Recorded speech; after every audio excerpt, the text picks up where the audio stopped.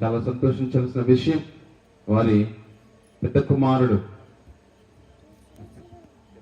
కిరణ్ కుమార్, ఆయన యొక్క జన్మదినం ఈరోజు. సో ఈ జన్మదినాన ఇటువంటి ఒక కార్యక్రమం చేయడం దేవునికి మహిమ, ఇది చాలా సంతోషకరం. ముందుగా కిరణ్ కుమార్ని నేను ప్రభువైన యేసుక్రీస్తు పేరట ఆశీర్వదిస్తూ, దైవచనులకు కృతజ్ఞత తెలియజేస్తూ, వేదికను అలంకరించిన వారి ఆత్మీయ తండ్రి గారికి అందరికీ ప్రభువైన యేసుక్రీస్తు నామములో శుభాకాంక్షలు తెలియజేస్తూ, ఆసక్తితో వచ్చిన మీ అందరికీ కూడా ప్రభువైన యేసుక్రీస్తు నామములో శుభాభివందనాలు తెలియజేస్తున్నా. ఈ దినమున దేవుని యొక్క పరిశుద్ధ గ్రంథంలో నుంచి ఈ విషయాలు మనం చూసుకునే కంటే ముందు, నా పేరు అయ్యగారు చెప్పినట్లుగా డాక్టర్ సురేష్ గారు. నేను వాస్తవానికి తెలంగాణ ప్రాంతంలో, మరి ఆదిలాబాద్ ప్రాంతంలో జన్మించి మన దేశంలోని అనేక ప్రాంతాలకు వెళ్ళి దేవుని పరిచర్యలో సాగి చివరికి పెద్దపల్లి ప్రాంతంలో దేవుని పరిచర్య చేస్తున్నాం. సో ప్రభు కృపను బట్టి ప్రభు నన్ను ఆశీర్వదించాడు. నాకు ఇద్దరు పాపలు, పరిచర్య ఉంది. పాస్టర్ మోజెస్ గారు, ఇద్దరము కలిసి దేవుని పరిచర్య చేస్తూ ఉంటాం. దానితో పాటు ట్రూత్ యూనివర్సిటీలో ఒక ప్రొఫెసర్గా, బైబిల్ టీచర్గా మరి ఆంధ్ర తెలంగాణ ప్రాంతాల్లో మేము దేవుని సేవలో ముందుకు సాగుతూ ఉన్నాం. ఈ ట్రూత్ యూనివర్సిటీ సెంటర్లో ఉన్నప్పుడే మరి నవీన్ మోజెస్ గారు పరిచయం అయ్యారు. ఈ యొక్క మచిలీపట్నం ప్రాంతంలో చాలా మంది ఉన్నారు. 2-3 సెంటర్లు మేము నడిపించాం. సో ఇంకా చాలా మంది ఉన్నారు. ఒక దినమున వారు ఒక సాయంకాలం దేవుని వాక్యాన్ని విని వారు ఈ విధంగా ఒక కోడిక పెట్టాలని వారు ఆశించారు. అందుని బట్టి నిజముగా ఆయన హృదయంలో ఉన్నటువంటి ఆ ఆశను బట్టి నేను ప్రభువుని స్తుతిస్తున్నాను. మా సంఘం నుండి, మా కుటుంబం నుండి మీ అందరికీ శుభాభివందనలు తెలియజేస్తూ, ట్రూత్ యూనివర్సిటీ యొక్క సెంటర్స్ సత్య వాక్య పరిశోధన కేంద్రాలు. దేవుని యొక్క సత్యమును గ్రహించడానికి, దేవుని యొక్క వాక్యంలో ఉన్న సత్యాన్ని గ్రహించడానికి ఏర్పాటు చేయబడింది ఈ యొక్క సత్య విశ్వవిద్యాలయం. ఎందుకనగా వాక్యం ఏమని సెలవిస్తుందని అంటే, యోహాను సువార్త 8లో ఎవరు చదవకండి ఇప్పుడే, ఎవరు చదవ యోహాను సువార్త 8వ అధ్యాయంలో మరి 32వ వచనంలో ఏమంటాడంటే, మీరు సత్యమును గ్రహించిన ఎడల సత్యము మిమ్మను స్వతంత్రులుగా చేయును. దానికంటే ముందంటాడు, మీరు నా వాక్యమందు, మా వాక్యమును గ్రహించిన వారైతే మీరు సత్యమందు నిలిచి ఉందురు. వాక్యమును గ్రహించిన వారైతే సత్యమందు నిలిచి ఉందురు. ఆ సత్యమును మీరు గ్రహించినట్లయితే మీరు స్వతంత్రులు అవుతారు. ప్రైజ్ ది లార్డ్, హల్లెలూయా. అంటే దాని అల్టిమేట్ దాని అర్థం ఏంటి అంటే, వాక్యమును మీరు గ్రహించినప్పుడు, వాక్యమును మీరు ఎరిగినప్పుడు, వాక్యమును మీ అనుభవంలోనికి వచ్చినప్పుడు, వాక్యమును మీరు గ్రహించి దానిలో ఉన్న సత్యాన్ని, దానిలో ఉన్న మర్మాన్ని మీరు గ్రహించినప్పుడు, మీకున్న దానిలో నుంచి దేవుడు మిమ్మల్ని స్వతంత్రులుగా చేస్తాడు. ఏ స్థితిలోనున్నా, ఏ పరిస్థితిలోనున్నా, నువ్వు ఆర్థిక పరమైన ఇబ్బందుల్లో ఉన్నా, నువ్వు ఆరోగ్య సంబంధమైనటువంటి బలహీనతల్లో ఉన్నా, లేదా కుటుంబంలో అసమాధాన సంబంధమైనటువంటి పరిస్థితుల్లో ఉన్నా, ఈ వాక్యము మనలను స్వతంత్రులుగా చేస్తుంది. ప్రైజ్ ది లార్డ్, హల్లెలూయా. ఒకటి దినమున మరి కిరణ్ కుమార్ యొక్క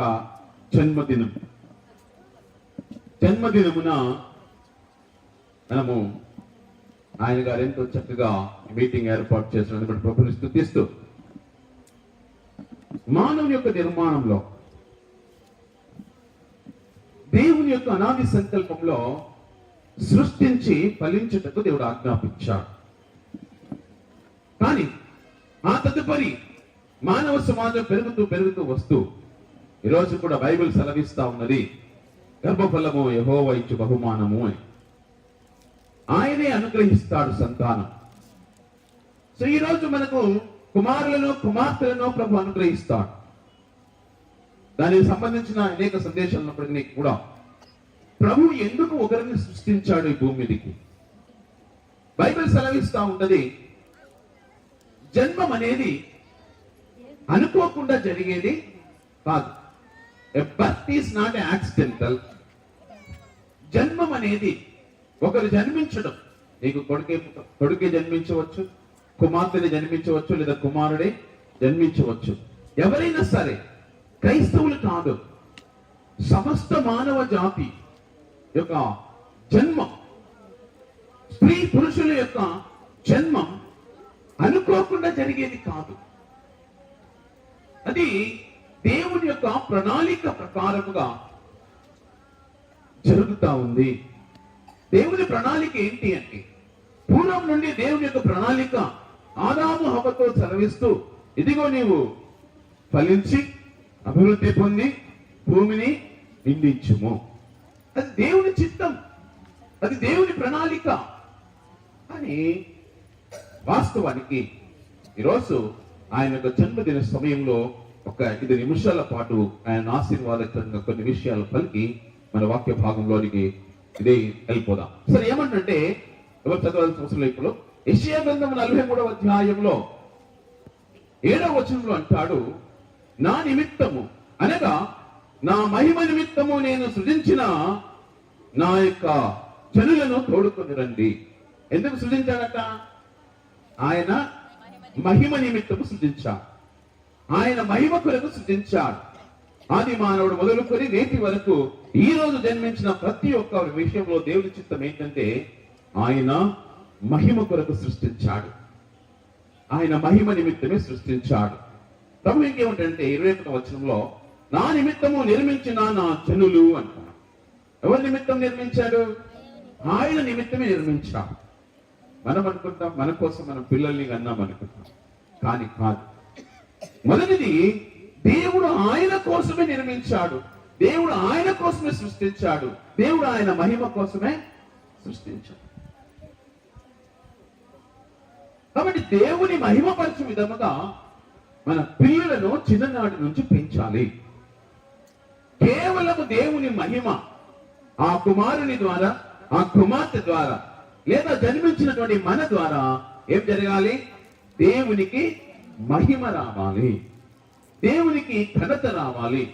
ఎందుకంటే ప్రభువుల వారు సెలవిచ్చారు, నన్ను ఘనపరచు వారిని నేను ఘనపరచెదను. సమూయేలు గారు అంటారు,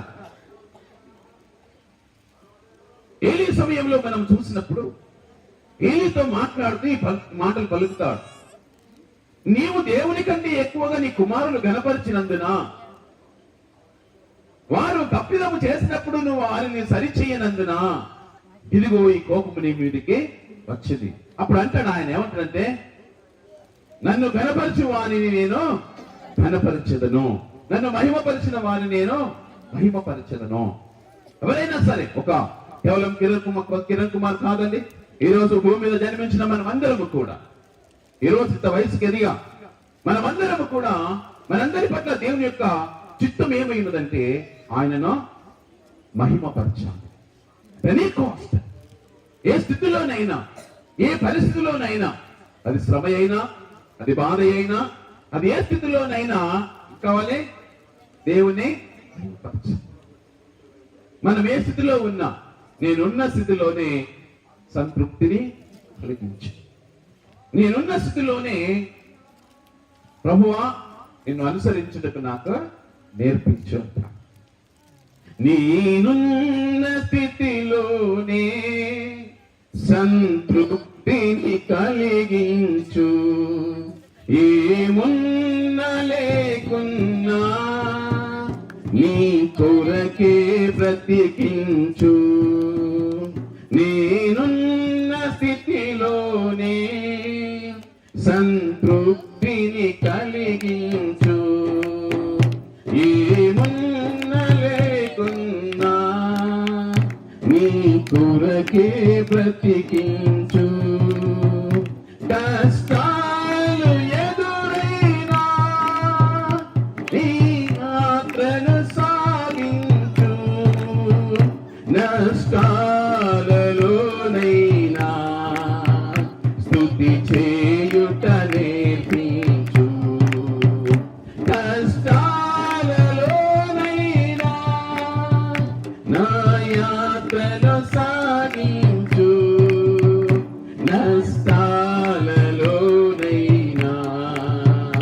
స్తుతి చేయుట నేర్పించు.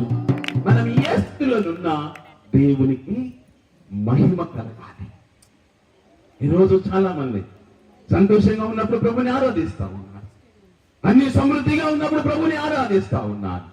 పదవి అయినప్పుడు ఆయనను వెనకాల అంటా ఉంటారు.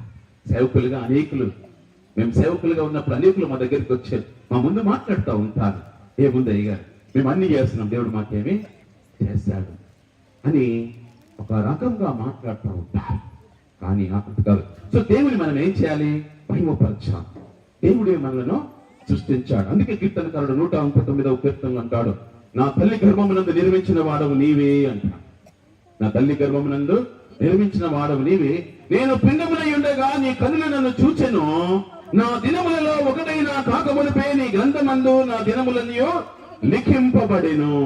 అంటే దాని అర్థం ఏంటిది? నీవు జన్మించకంటే ముందే నీ దినములన్నీ లిఖించబడ్డాయి. అంటే నీవు జన్మకు రాకముందే, ఈ లోకం మీదకి రాకముందే, తల్లి గర్భంలోనికి రాకముందే, నీకు నిర్మింపబడిన ఒక్క దినము కాకముందే నీ దినములన్నీ దేవుని గ్రంథములో లిఖించబడ్డాయి. అంటే దాని అర్థం ఏంటంటే నీ జన్మం అనేది ముందుగానే నిర్ణయించబడి, ముందుగానే సిద్ధం చేయబడినటువంటి జన్మము. Your birth is not accidental, but your birth is pre-planned, pre-prepared, pre-estimated. ఎవరైనా సరే అండి, వెదర్ హిందూ, వెదర్ ముస్లిం, వెదర్ క్రిస్టియన్, ఎవరైనా పర్లేదు, ఈ ప్లాన్ ఉంటుంది. లేకపోతే నేను ఈరోజు ఈ స్థాయిలో ఉండేవాడిని కాదు. దేవుని ప్రణాళికకు నేను కొంచెం లోబడ్డా. నా దినములలో ఒకటైనా కాకమునిపై దేవుడు నన్ను భూమి మీద జన్మింపజేస్తాడు అని నేను ఒక విగ్రహారాధికుడిగా, నేను ఒక అన్యజనుడిగా ఈ భూమి మీద తిరుగుతున్న సమయంలో దేవుని కృప కొంచెం నా వైపు వచ్చినప్పుడు నేను దానికి లోబడ్డాను. నేను ఆ వాక్యం అంగీకరించాను, నేను క్రీస్తును అంగీకరించాను. నేను 5వ తరగతి చదువుతున్న ఏట 1984వ సంవత్సరంలో దేవుని వాక్యం, దేవుని ప్రణాళిక ఏమై ఉన్నదో, దేవుడు నా కొరకు వేసిన ఆయన ప్లాన్, ఆయన వేసిన చిత్తం ఏమైనదో, ఆయన నా కొరకు నిర్ధారించిన నిర్ణయం ఏమైనదో 1984వ సంవత్సరంలో నా ఎద్దుకు రాగానే నేను నా చిట్టా పద్దులు చూసి నేను సంతోషించి అందులోనే కొనసాగుతూ ఉన్నాను. హల్లెలూయా. ప్రతి ఒక్కరికి ఉంది, అందరికీ లేదనకండి. నా గురించి కూడా ఒక ప్లాన్ ఉంది కాబట్టి నేను ఒక క్రైస్తవేతరుడిగా జన్మించినప్పటికీ కూడా ఆ ప్లాన్ లోనికి వచ్చా. అలాగే ఈ వాక్యం వింటున్న ఎవరైనా సరే, మీ అందరి పట్ల దేవుడు ఒక ప్రణాళిక కలిగి ఉన్నాడు. ఒకటే మనం చేయాలి. ఈరోజు ఆయన ప్రణాళిక, దేవుడు నీకు ఒక ప్రణాళిక వేశాడు అన్నమాట ఈ స్వరము మీకు వినబడుతున్నప్పుడు, ఆయన వాక్యములకు లోపడినప్పుడు, ఆయన చిత్తములకు లోపడినప్పుడు, ఆయన ప్రణాళికలోకి వచ్చినప్పుడు, ఆయన మహిమ కొరకు దేవుడు నిన్ను ఆశీర్వదిస్తాడు. ఆయన కనపరిచినప్పుడు ఆయన నిన్ను ఆశీర్వదిస్తాడు. లేని ఎడల నేను ఏదో ఆదిలాబాద్ జిల్లా ప్రాంతంలో షాంపూర్ గ్రామంలో ఓ మూలన కూలి పని చేసుకుని బ్రతకాల్సిన నా పరిస్థితి. కానీ ఈరోజు భారతదేశంలో 22 రాష్ట్రాలు తిరిగి అనేక ప్రాంతాలకు సేవ చేసి, పరిచయం చేసి, 6 భాషలు అనర్గంగా మాట్లాడగలిగి 6-7 భాషలను తర్జుమా చేస్తూ అనేక ప్రాంతాల్లో బలంగా దేవుడు వాడుకుంటున్నాడు. ఈ ధన్యత అందరూ అడుగుతూ ఉంటారు. బెంగళూరు, చెన్నై, పాండిచ్చేరి, అనేక ఢిల్లీ, పంజాబ్, అనేక ప్రాంతాల్లో వెళ్ళా. నేను తర్జుమా చేస్తాను. హిందీ, ఇంగ్లీష్, మరాఠీ, తెలుగు, మలయాళం, తమిళ్, పంజాబీ, అన్ని భాషలు మాట్లాడతాను. కేవలం దేవుడు నా పట్ల కలిగిన నా జన్మము కంటే ముందు ఆయన వేసిన ప్రణాళికలో నేను తెలుసుకొని దానికి లోబడినందును బట్టి ఈరోజు ఈ స్థాయిలో ఉన్నాను. హల్లెలూయా. ఇక్కడ కూర్చున్న వారు ఎవరైనా సరే, ఇంకా ఒకవేళ మనం దేవుని ప్రణాళికకు లోబడకుండా మన ఇష్టానుసారముగా జీవిస్తా ఉన్నామేమో, దేవుని వాక్యం సెలవిస్తా ఉన్నది. కాబట్టి ఏం చేయాలి? ఆయనే మనల్ని జన్మించాడు అంటే దాని అర్థం ఏంటంటే మన జన్మము అనుకోకుండా జరిగింది కాదు. Our birth is not accidental. మన జన్మము ముందుగానే నిర్ణయించబడింది. Our birth is not accidental but pre planned. నువ్వు జన్మించకంటే ముందు. కాబట్టి ఏం చేయాలట? దేవుని మహిమపరచాలి. ఎలా మహిమపరచాలి? దేవుని ఎలా మహిమపరచాలి? ఇప్పుడు మనము ఒక మాట చదివినట్లయితే 1 కొరింథీయులకు రాసిన పత్రిక 6వ అధ్యాయం 19వ వచనంలో మనందరికీ సుపరిచితమైనటువంటి ఒక మాట ఉంటుంది. ఏముంటుందంటే, మీ దేహము దేవుని వలన మీకు అనుగ్రహింపబడినది అయి ఉన్నది, అది పరిశుద్ధాత్మకు ఆలయమై ఉన్నది. ఏమై ఉన్నదండి? ఏంటి దేవుని ఎలా మహిమపరచాలి అని అంటే, అక్కడ అంటాడు మీ దేహముతో దేవుని మహిమపరచాలి అన్నాడు. దేంతో మహిమపరచాలట? దేహముతో మహిమపరచాలి. ఇలా మన దేహము ద్వారా దేవునికి మహిమ ఎలా వస్తుంది? ప్రభు అంటాడు మీ దేహముతో దేవుణ్ణి మహిమపరచాలి. ఎలా మహిమపరచాలంటే వాక్యం చెప్తా ఉన్నది, మీరు మీ సొత్తు కాదు, మీరు విలువ పెట్టి కొనబడిన వారు, మీ దేహము దేవుని ఆలయము, పరిశుద్ధాత్మ మీలో నివసించుచున్నది అన్నాడు. ఎలా మహిమ కలుగుతుందంటే, దేవుని యొక్క నివాసము ఈ దేహములో ఉన్నప్పుడు ఈ దేహము ద్వారా దేవునికి మహిమ కలుగుతుంది. ప్రైజ్ ది లార్డ్, హల్లెలూయా. ఈ దేహములో ఈ దేహము దేవుని ఆలయము గనుక దేవుడు ఈ ఆలయంలో నివసించినప్పుడు, దేవుడు ఈ గుడారంలో నివసించినప్పుడు దేవునికి మహిమ కలుగుతుంది. ఎలా మహిమ కలుగుతుందండి? ఈ దేహములో దేవుడు నివసించినప్పుడు. ఉదాహరణకు బీరువా కొనుకొచ్చుకున్నాం, తాళం వేసి పెట్టాం, అందులో ఏం పెట్టట్లేదు. ఏం ప్రయోజనం? దేనికోసం తెచ్చామది? మన వస్తువులు పెట్టుకోవడానికి, మన చీరలు పెట్టుకోవడానికి, ఇంకా అక్కయ్యలకుంటున్న బంగారం దాచుకోవడానికి తీసుకొచ్చాం. అంతేనా కాదా? సో ఏం దానిలో పెట్టకుండా తీసుకొచ్చి కొత్త బీరువాని అలాగే ఇంట్లో పెట్టారనుకోండి, దానివల్ల ఏం ప్రయోజనం?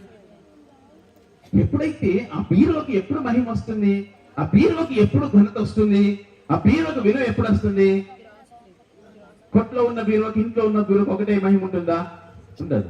బీరువాకి అంటే ఆ బీరువలో మీకున్న ఒక 10 తులాల నగలు అందులో పెట్టారనుకోండి, అప్పుడు మీ మనసు అంతా ఎక్కడ ఉంటుందండి? బీరువా మీదనే ఉంటుంది. బైబిల్ సెలవిస్తా ఉంటది, నీ ధనం ఎక్కడో నీ మనసు ఎక్కడ. సో 10 తులాల బంగారము లేదా మీ నగలన్నీ బీరువాలో పెట్టినప్పుడు ఆ బీరువాకి ఏముంటుంది? విలువ. ఏముంటుంది? విలువ ఉంటుంది. ఎవ్వరిని ముట్టనియరు, ఎవ్వరికి తాళం ఇవ్వరు, ఎవ్వరి దాని దగ్గరికి వెళ్ళనియరు. కొత్త లెవెల్ నాస్తే తొందరగా తాళాలు దాచిపెట్టే బీరువనా కాదే. ఆ బీరువాకు విలువ ఎప్పుడు వచ్చిందంటే, అందులో నీ ధనమును, నీ సొత్తును, నీ సొమ్మును దాచిపెట్టు. అలాగే ఈ దేహములకు ఎప్పుడు మహిమ వస్తుంది? దేవుడు ఈ దేహము అనే ఆలయంలో నివసించినప్పుడు ఈ దేహము ద్వారా మనం దేవుని మహిమపరచగలుగుతా ఉన్నాము. కాబట్టి ఏమంటాడంటే, కొరింథీయులకు రాసిన పత్రికలో 3వ అధ్యాయం 16వ వచనం ఉంటాడు, మన దేహమట దేవుని ఆలయమట. ఒక్క మాట చదవండి, ఆ చదివి మనము ఒకే భాగంలోకి వెళ్ళిపోదాం. చదువుతా మాట ఒకసారి. 16వ వచనం, కొరింథీయులకు రాసిన పత్రిక 3వ అధ్యాయం. మీరు దేవుని ఆలయమైనారని, దేవుని ఆత్మ మీలో నివసించుచున్నదని మీరు ఎరగరా?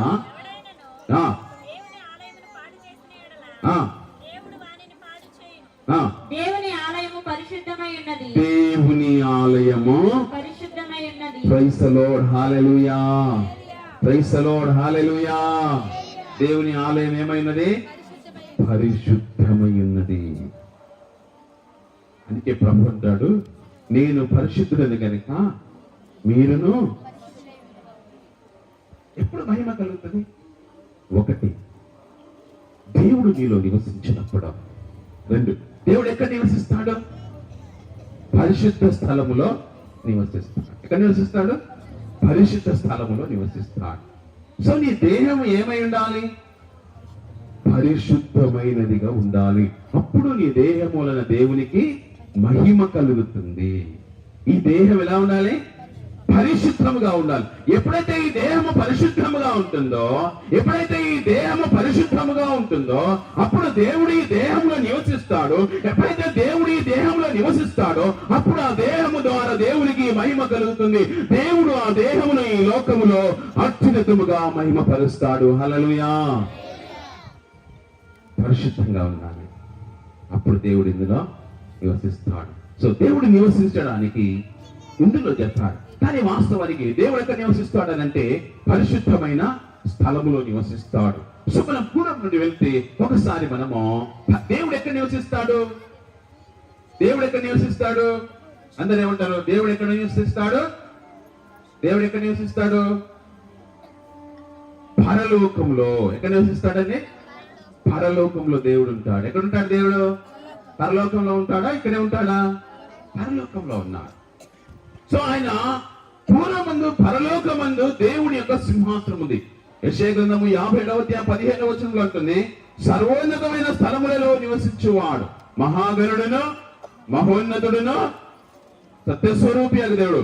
మహోన్నతుడు ఏమంటున్నాడంటే ఎక్కడ నివసిస్తున్నాడు ఆయన? సర్వోన్నతమైన స్థలములలో నివసించువాడు. ప్రైజ్ ది లార్డ్, హల్లెలూయా. ఎక్కడ నివసిస్తాడు ఆయన? సర్వోన్నతమైన స్థలములలో నివసిస్తాడు. సర్వోన్నతమైన స్థలములో నివసిస్తూ ఉంటే మనకు పాత నిబంధన గ్రంథంలో దేవుడు నివసించడానికి కూడా గుడారం వేస్తున్నాడు. పరలోకంలో కూడా గుడారం ఉంది. పరలోకంలో దేవుడు ఎక్కడ నివసిస్తాడండి? గుడారంలో నివసిస్తాడు. దాన్ని దేవుని ఆలయమని, దేవుని ఇల్లు అని, దేవుని భవనం అని దానికి పేరు పెడుతూ దానిని సాక్ష్యపు గుడారము అని అంటారు. ప్రకటన గ్రంథంలో 15వ అధ్యాయంలో మనం చూసినప్పుడు, ప్రకటన గ్రంథము 15వ అధ్యాయంలో 5వ వచనంలో, ప్రకటన గ్రంథము 15వ అధ్యాయము 5వ వచనంలో, అటు తర్వాత ఆ. నేను చూడగా ఆ. సాక్ష్యపు గుడార సంబంధమైన ఆలయము ఆ. పరలోకమందు తెరవబడెను. ప్రైజ్ ది లార్డ్, హల్లెలూయా. అంటే పరలోకమందు ఉందంటారా లేదంటారా? పరలోకమందు ఏమేమి తెరవబడింది? సాక్ష్యపు గుడారము తెరవబడింది. అంటే పరలోకములో దేవుని ప్రత్యక్షపు గుడారము లేదా సాక్ష్యపు గుడారము పరలోకమందు తెరవబడింది. అంటే పరలోకములో సాక్ష్యపు గుడారము, దేవుడు నివసించేటువంటి గుడారము పేరు, దేవుడు ఉండేటువంటి స్థలము పేరు, దేవుడు నివసించేటువంటి స్థలము పేరు ప్రత్యక్షపు గుడారము లేదా సాక్ష్యపు గుడారము. దేవుడు అక్కడ నివసిస్తూ ఉండగా దేవుడు భూమి మీద మానవుని సృజించి ఆ తర్వాత దేవుడు ఇశ్రాయేలు ప్రజలను ఏర్పరచుకొని వారితో ఒక మాట చెప్తాడు. వారితో అంటాడు అన్నట్టుగా, నేను ఇప్పుడు పరలోకంలో ప్రత్యక్షపు గుడారంలో నేను నివసించుచున్నాను. కానీ ఇప్పుడు ప్రభు ఒక మాట చెప్తాడు. ఏమంటాడంటే,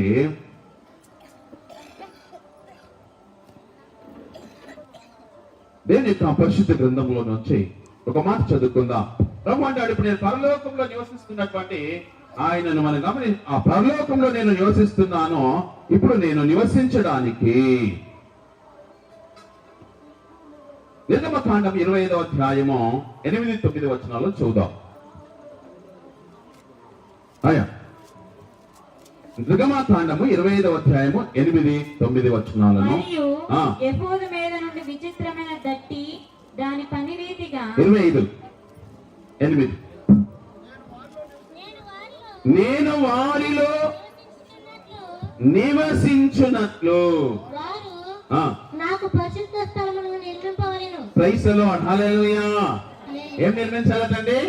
నేను వారిలో నివసించినట్లు, నేను వారితో నివసించినట్లు, నేను వారి మధ్యలో నివసించినట్లు వారు నా కొరకు ఒక పరిశుద్ధ స్థలమును ఏర్పరచవలెను.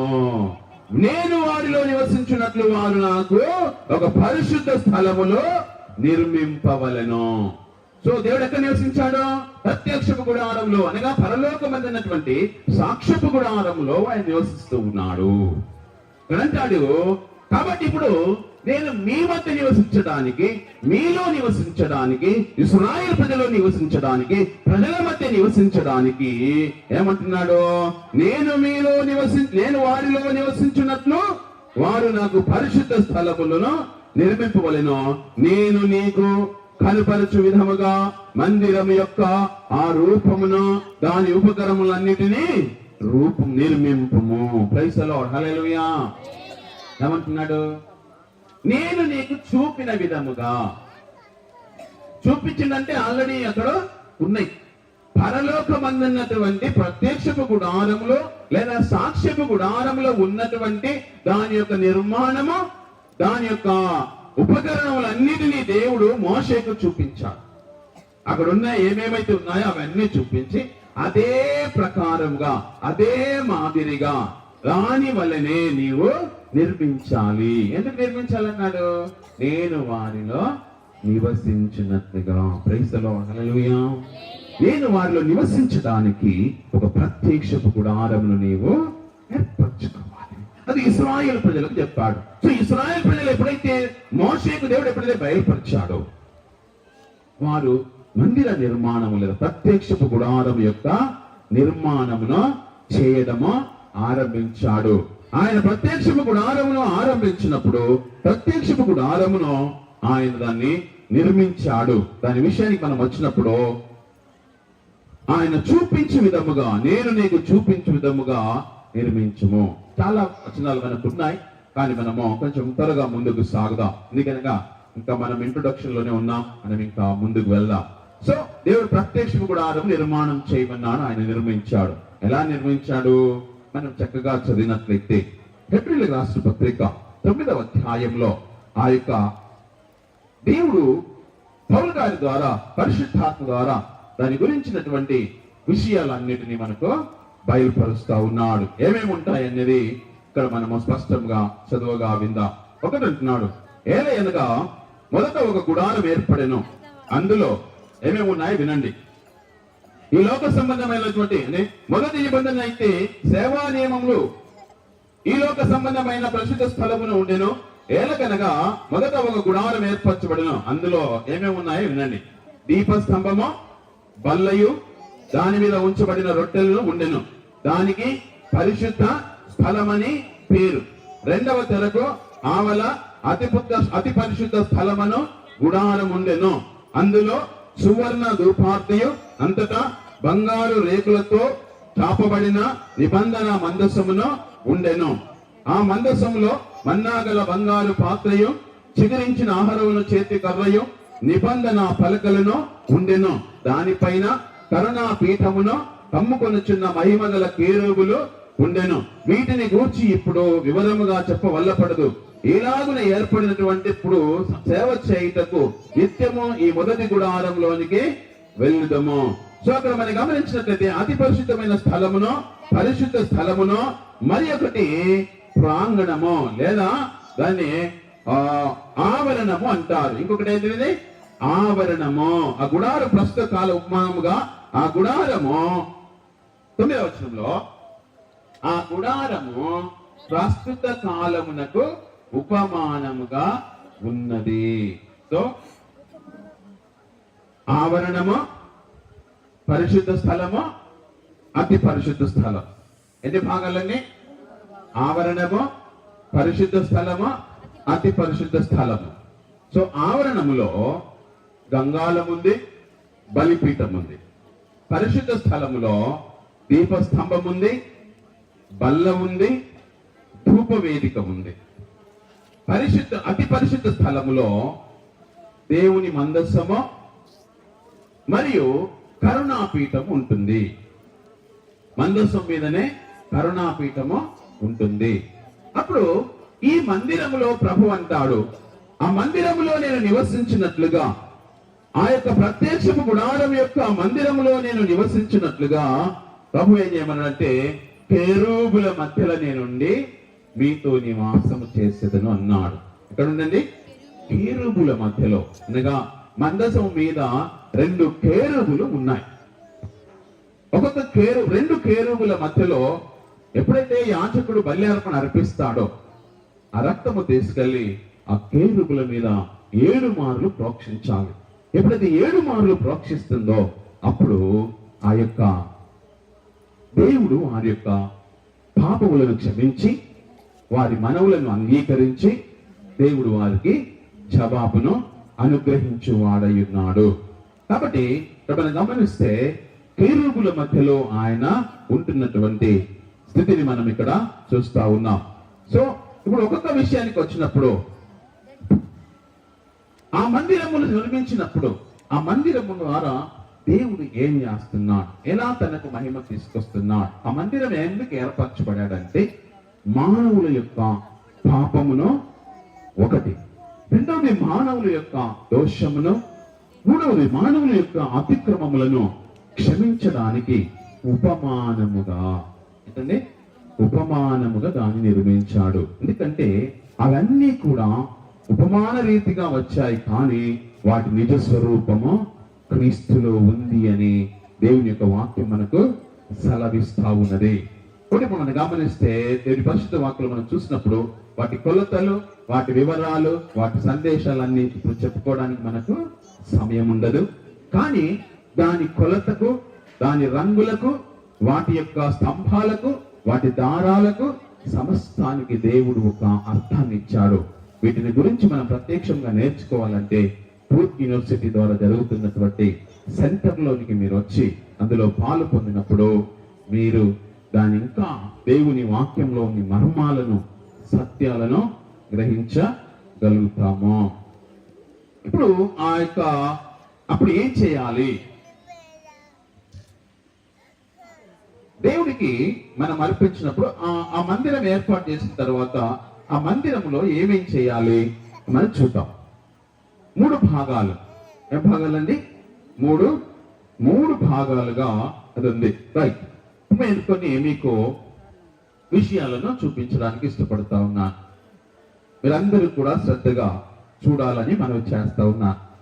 దేవుని యొక్క పరిశుద్ధమైనటువంటి మందిరంలో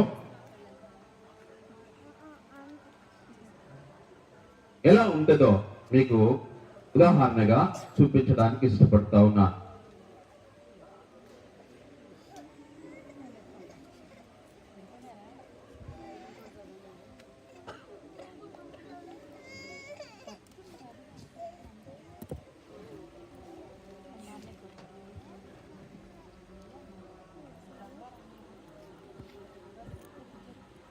చూడండి, చాలా జాగ్రత్తగా చూడండి. మందిరం యొక్క నిర్మాణం మీరు గమనించండి. ఇది ప్రత్యక్షపు గుడారముల గురించి నేను చెప్తున్నా. ఇదే స్థితి ఈ ఆలయంలో కూడా నిర్మాణం కావాలి. అది మీరు గమనించండి. ఇది బలిపీఠము. ఏంటండి? ఇది బలిపీఠం. దీని పేరు గంగాళము అంటారు. ఏమంటారు? గంగాళము. ఇది వచ్చేసి దీపస్తంభం. ఏంటండి? దీపస్తంభం. ఇది దీపస్తంభం. దీనికి 7 దీపాలు ఉంటాయి. దీని ఎదురుగానే రొట్టెల బల్ల ఉంటుంది. దీని మీద 12 రొట్టెలు ఉంటాయి. ఏంటంటాయి? 12 రొట్టెలు ఉంటాయి. 2 కుప్పలుగా, ఒకటి 6, 6 అని 2 కుప్పలుగా 12 రొట్టెలు ఉంటాయి. ఇక్కడికి వచ్చేసరికి వినండి, ఇదేంటిది? ధూపవేదిక. ఏంటండి? ధూపవేదిక. ఇది ఈ డైరీ అనేది అతి పరిశుద్ధ స్థలం. ఇది ఆవరణము, ఇది పరిశుద్ధ స్థలము, ఇది అతి పరిశుద్ధ స్థలం. అతి పరిశుద్ధమైన స్థలమునకు దగ్గరలో ఉంటుంది ధూపవేదిక. ఎందుకంటే ఇక్కడ ఒక తెర ఉంటుంది, ఇక్కడ ఒక తెర ఉంటుంది. సో ఇక్కడ రెండెందుకు పెట్టానంటే, కిందిది మందసము, పైది కరుణాపీఠము. ఏంటండి? కరుణాపీఠము.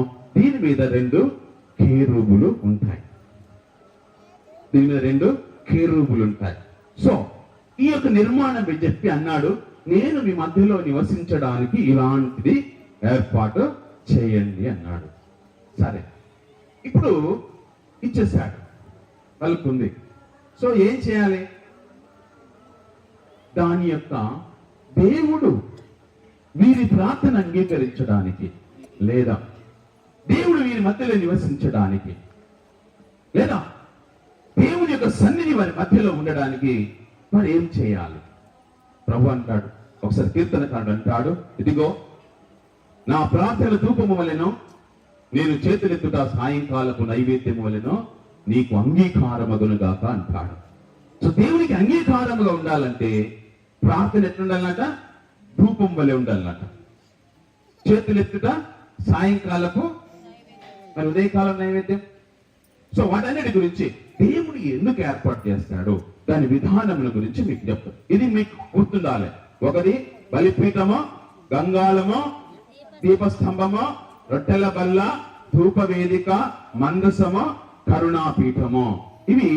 ఇది ఆవరణము, ఇది పరిశుద్ధ స్థలము, అతి పరిశుద్ధ స్థలంలోనికి వస్తున్నాం. రైట్, ఇప్పుడు మనం గమనిస్తే ఒక వచనాన్ని మనం చదువుదాం, అందరం కూడా కలిసి చదువుదాం. మొట్టమొదటిగా ఏం చేయాలి అంటే, ప్రతిరోజు కూడా గంగాళం దేవుడు అక్కడ పెట్టాడు. ఎందుకు పెట్టాడంటే ముందు ఒక మాట చదువుదాం మనం. నిర్గమకాండంలో నుంచి 30వ అధ్యాయం 20వ వచనం. నిర్గమకాండము 30వ అధ్యాయము 20వ వచనంలో మాట చదువుకుందాం.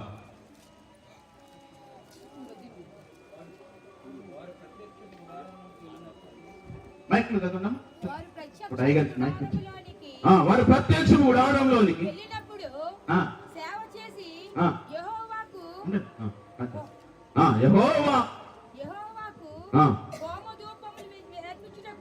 యెహోవాకు హోమ దీపములను అర్పించినప్పుడు, వినండి జాగ్రత్తగా, బలిపీఠమునొద్దకు వచ్చినప్పుడును, వినండి, హోమ ధూపములను అర్పించినప్పుడు లేదా బలిపీఠము దగ్గరికి వెళ్ళినప్పుడు వారు చావకుండునట్లుగా నీళ్లతో కడుక్కోవాలి. ప్రైజ్ ది లార్డ్, హల్లెలూయా. ఎక్కడ కడగాలి? ఎక్కడ కడగాలి? గంగాళము. ఎక్కడ కడగాలండి? గంగాళము. ఇక్కడ ఎందుకు కడుక్కోవాలి? చావకుండునట్లుగా. ధూపం వేయడానికి వచ్చినప్పుడు గాని లేదా బలిపీఠం దగ్గరికి వెళ్ళినప్పుడు గాని, యాజకుడు వచ్చినప్పుడు ప్రభు అంటాడు, అనగా అపోస్తలుడైన పేతురు గారు అంటారు, మనమంతా కూడా పరిశుద్ధమైన జనముగాను యాజక సమాజముగాను రాజుల వంశముగా మనమందరము ఏర్పరచబడ్డాం. ఆ తెర తిరిగిపోయి ఇప్పుడంతా మనమంతా ఎవరమండి? యాజకులుగా ఉన్నాం, యాజక సమాజముగా ఉన్నాం, దేవుని యొక్క సేవ చేయడానికి వ్యక్తిగతముగా ఉంటున్న వారు. సరే, ఏం చేయాలి? ఫస్ట్ గంగాళము దగ్గరికి రావాలి. ఎక్కడికి రావాలి? ఇటు వెళ్ళాలనుకున్నా గంగాళం దగ్గరికి వచ్చి కడుక్కోవాలి. ఎందుకు కడుక్కోవాలి? చావకుండునట్లుగా. కడుక్కోకపోతే చస్తాం. కడుక్కోకపోతే చస్తాం. చావకుండా ఉండడానికి కడగాలి. ప్రైజ్ ది లార్డ్, హల్లెలూయా. ఏం చేయాలండి? కడగాలి. ఇటు వెళ్ళాలన్నా కడగాలి. సో గంగాళం యొక్క ప్రాముఖ్యత దేవుడు ఎందుకు పెట్టాడనంటే పరిశుద్ధత. ఏంటంటే ఆ మందిరంలోనికి మనం ముందు చూసాం. ఏం చూసామా? ఈ ఆలయము ఏమట? పరిశుద్ధమైనది అన్నాడు. ఏమన్నాడు? అంతేనా కాదా? పరిశుద్ధమైనది అన్నాడు. సో ఆలయం ఎలా ఉండాలి? పరిశుద్ధంగా ఉండాలి. పరిశుద్ధంగా ఉండాలంటే ముందుగా కడుక్కోవాలి. దానిని క్రైస్తవ సమాజముగా మనము చూసినప్పుడు, ఈ రోజుల్లో మనం చూసినప్పుడు మనము శుద్ధి చేయబడాలి. లేదా దాన్ని బాప్తిసము అంటారు, జ్ఞాన స్నానము అంటారు, శుద్ధీకరణ అంటారు. ముందుగా దేవుని యొక్క మనలను మనము శుద్ధి చేసుకోవాలి. ఈ ఆలయములో ఉన్న మనం ఫస్ట్ ఏం చేయాలి? శుద్ధి చేయాలి. ఎందుకు చేయాలి చెప్పండి? చావకుండా నువ్వు బ్రతకాలంటే ఫస్ట్ శుద్ధి చేయబడాలి. ప్రతిరోజు ఎప్పుడెప్పుడు చేయాలి? ఎప్పుడు శుద్ధిగానే ఉండాలి. కడగకుండా మనం అలాగే ఉంటే ఏం జరుగుతుంది? ఏం జరుగుతుంది?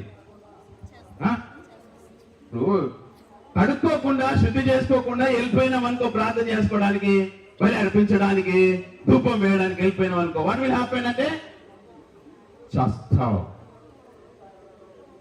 శుద్ధీకరణ ఏంటిది? శుద్ధీకరణ. ఎలా శుద్ధి చేయాలి? క్రీస్తు యొక్క పరిశుద్ధమైన రక్తం మనలను ప్రతి పాపమును శుద్ధి చేస్తుంది, కడుగుతుంది, శుద్ధి చేయబడుతుంది. రెండవది ఆయన వాక్యము ఏం చేస్తుంది? మనల్ని శుద్ధి చేస్తుంది. సరే, క్రీస్తు రక్తమును ప్రభువుని అడుగుతాం ఒక మాట, ప్రభువా నీ రక్తము చేత నన్ను శుద్ధి చేయము అని అడుగుతాం. ఆయన శుద్ధి చేస్తాడు. కానీ ఇంకొక మాట ఇక్కడ ఉంది. ఏమంటుందనంటే దేవుని యొక్క పరిశుద్ధమైన వాక్యంలో ఎఫెసీయులకు రాసిన పత్రిక 5వ అధ్యాయం 25వ వచనంలోనేమి, లేదా యోహాను రాసిన మొదటి యోహాను రాసిన పత్రిక 1వ అధ్యాయం 7వ వచనంలోనేమి, లేదా 2వ పేతురు రాసిన పత్రిక 1వ అధ్యాయం 19వ వచనంలోనేమి ఏమంటే నీ వాక్యము ఏంటండి? అక్కడ రాసింది దేవుని అంటే వాక్యము అను నీటి చేత నువ్వేం చేయాలి?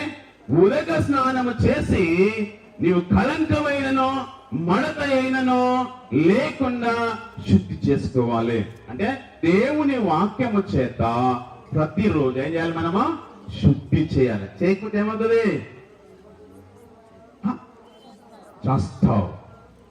ప్రభు అన్నాడు, మీరు చావకుండా ఉండాలంటే ఫస్ట్ శుద్ధి చేసుకోవాలి, కడుక్కోవాలి, బాగుండాలి, పరిశుద్ధంగా ఉండాలి.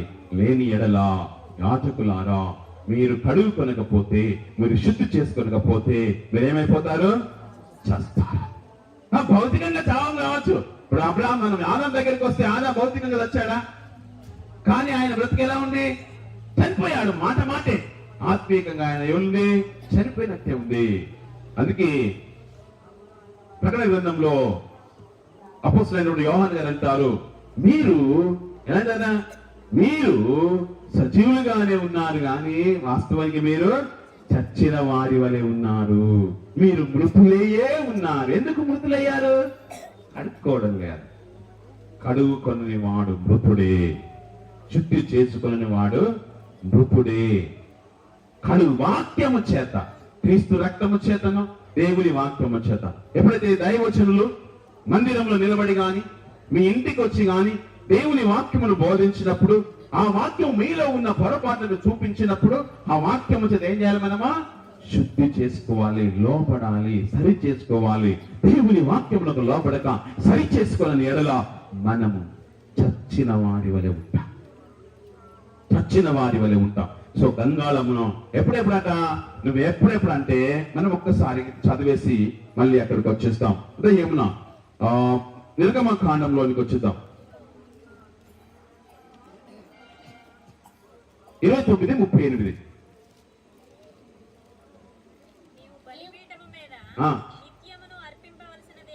నీవు బలిపీఠం మీద నిత్యము అర్పింపవలసినది ఏమనగా ప్రతిదినము ఉదయమందును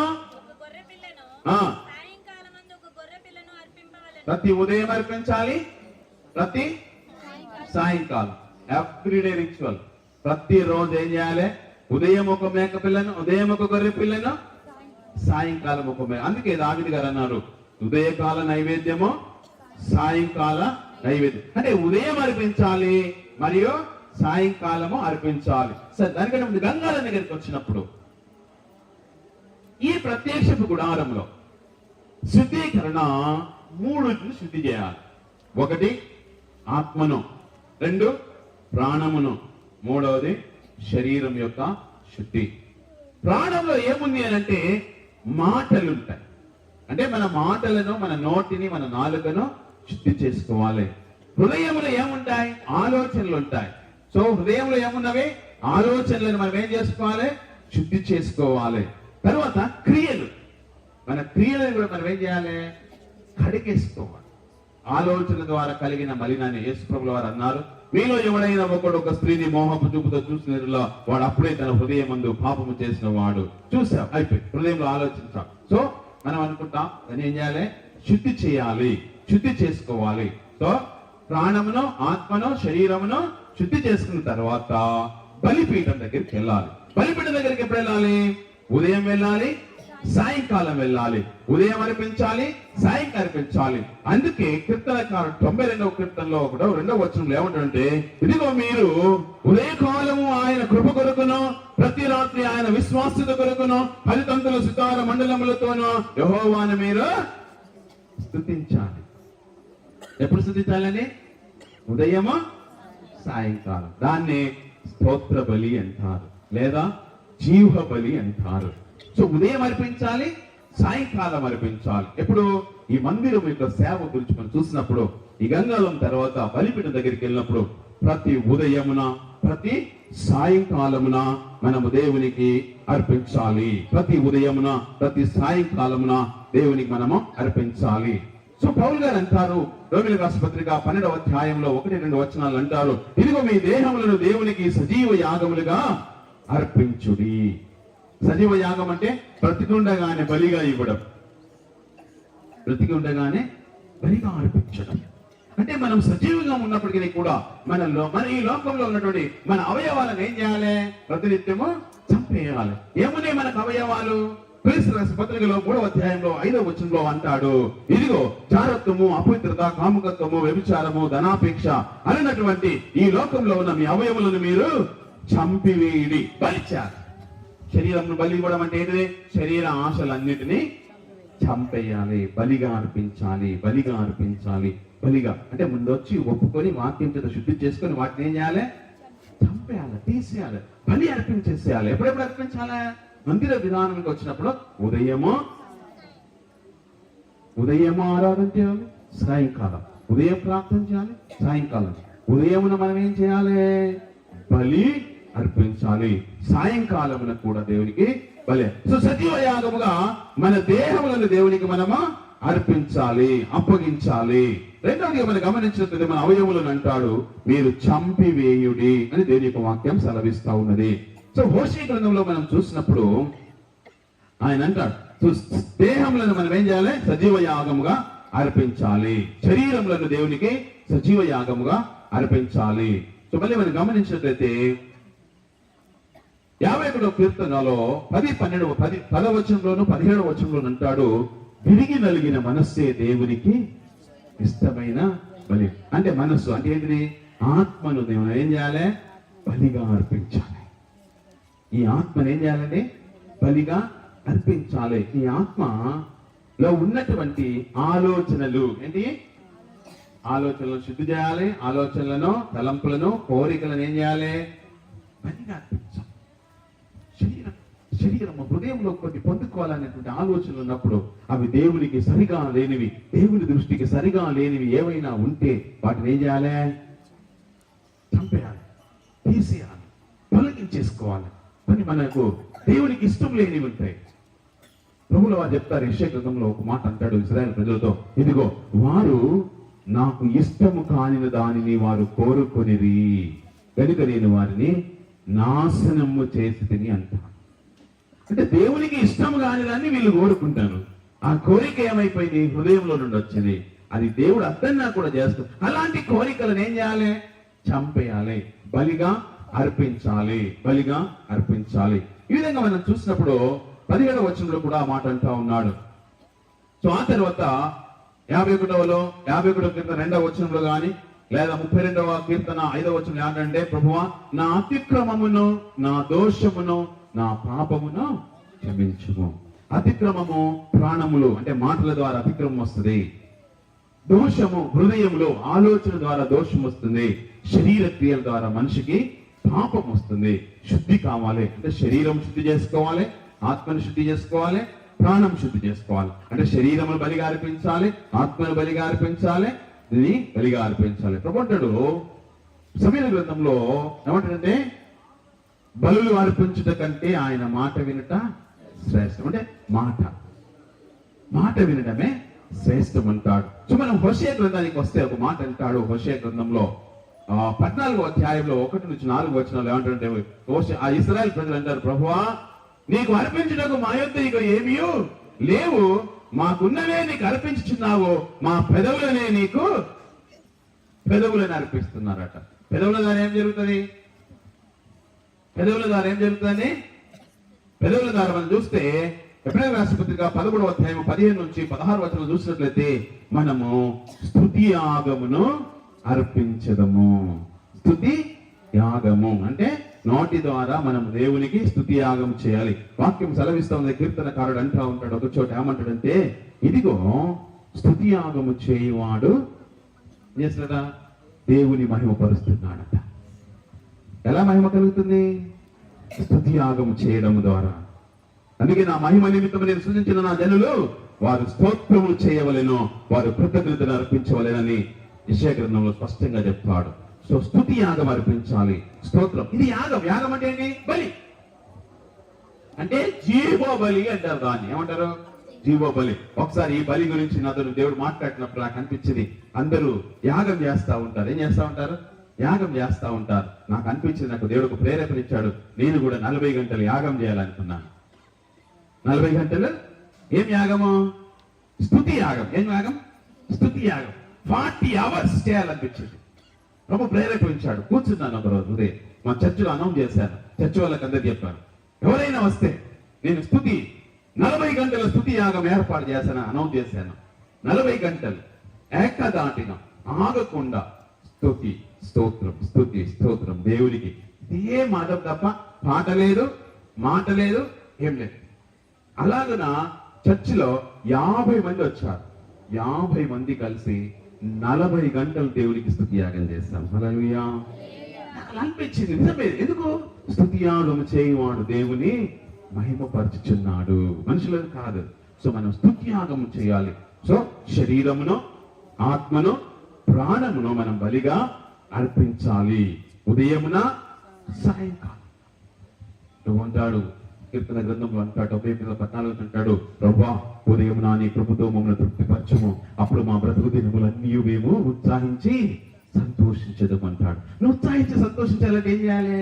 ఉదయమున ఆయన సన్నిధికి వెళ్ళాలి. ఉదయమున ఆయన సన్నిధికి వెళ్తే ఆయన నీ మీద ఏం చూపిస్తాడట? కృప చూపిస్తాడు.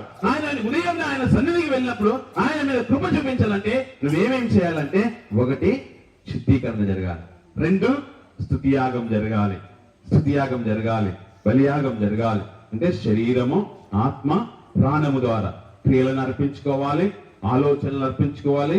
స్తుతి అంటే నోటి మాటలను తొలగించుకొని, ప్రభు అంటాడు నీ మాటలు ఎలా ఉండాలట? నిత్యము ఉప్పు వేసినట్లుగా కృపాసహితమైనవై ఉండాలి. సో స్తుతియాగం అర్పించాలి. వీటన్నిటిని కనిగేసి దేవునికి మనము స్తోత్ర బలి అర్పిస్తా ఉండాలి. చాలా సార్లు మనం అంటాం, కోటి కోటి స్తోత్రం డాడీ. ఒక్కసారి కూర్చొని కోటి స్తోత్రాలు చెప్పండి. నోటితో ఏమంటాం మనము? కోటాను స్తోత్రాలు ప్రభు నీకు, ఒకటే మాటలు క్లోజ్. బట్ ఒక్కసారి కూర్చొని చెప్పి చూడండి. ఒకసారి నాకు అలా అనిపించి నేను కూర్చున్నా, నన్ను కోటి చెప్పలేదు, ప్రభుకు దగ్గర అనుకున్నాను, ప్రభు నీకు 1,00,000 స్తోత్రాలు చెప్పాలని. ఎన్ని 1,00,000 స్తోత్రాలు చెప్పాలనుకున్నాను. 1,00,000 స్తోత్రాలు చెప్తే తెలుస్తుంది మనకి. ఇప్పుడు ఏమి విశ్వాసం అందరికి ఈజీగా ఒకటే మాటలే, ఒకటే స్తోత్రాలు ఎన్ని అయిపోయినాయి? 1,00,000 అయిపోయినాయి.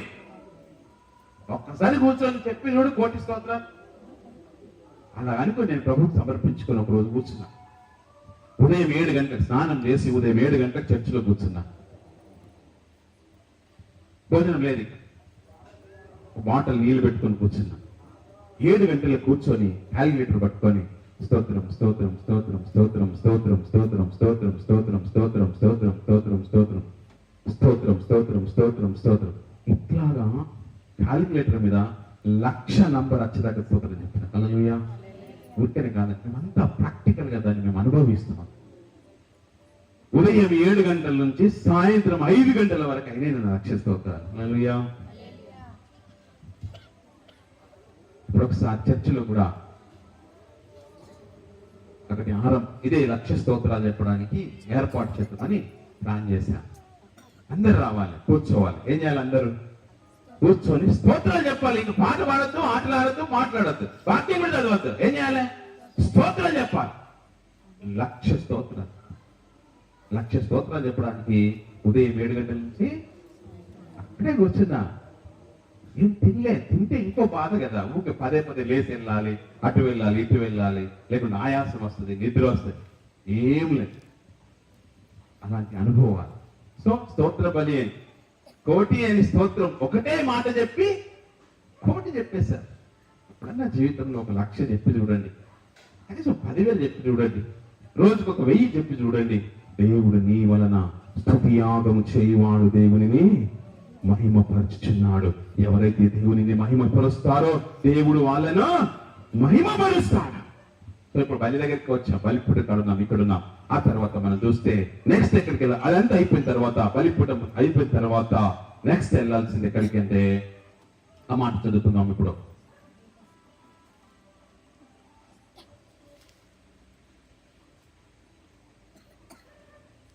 నిర్గమకాండ 30వ అధ్యాయము 7వ వచనం 8వ వచనం.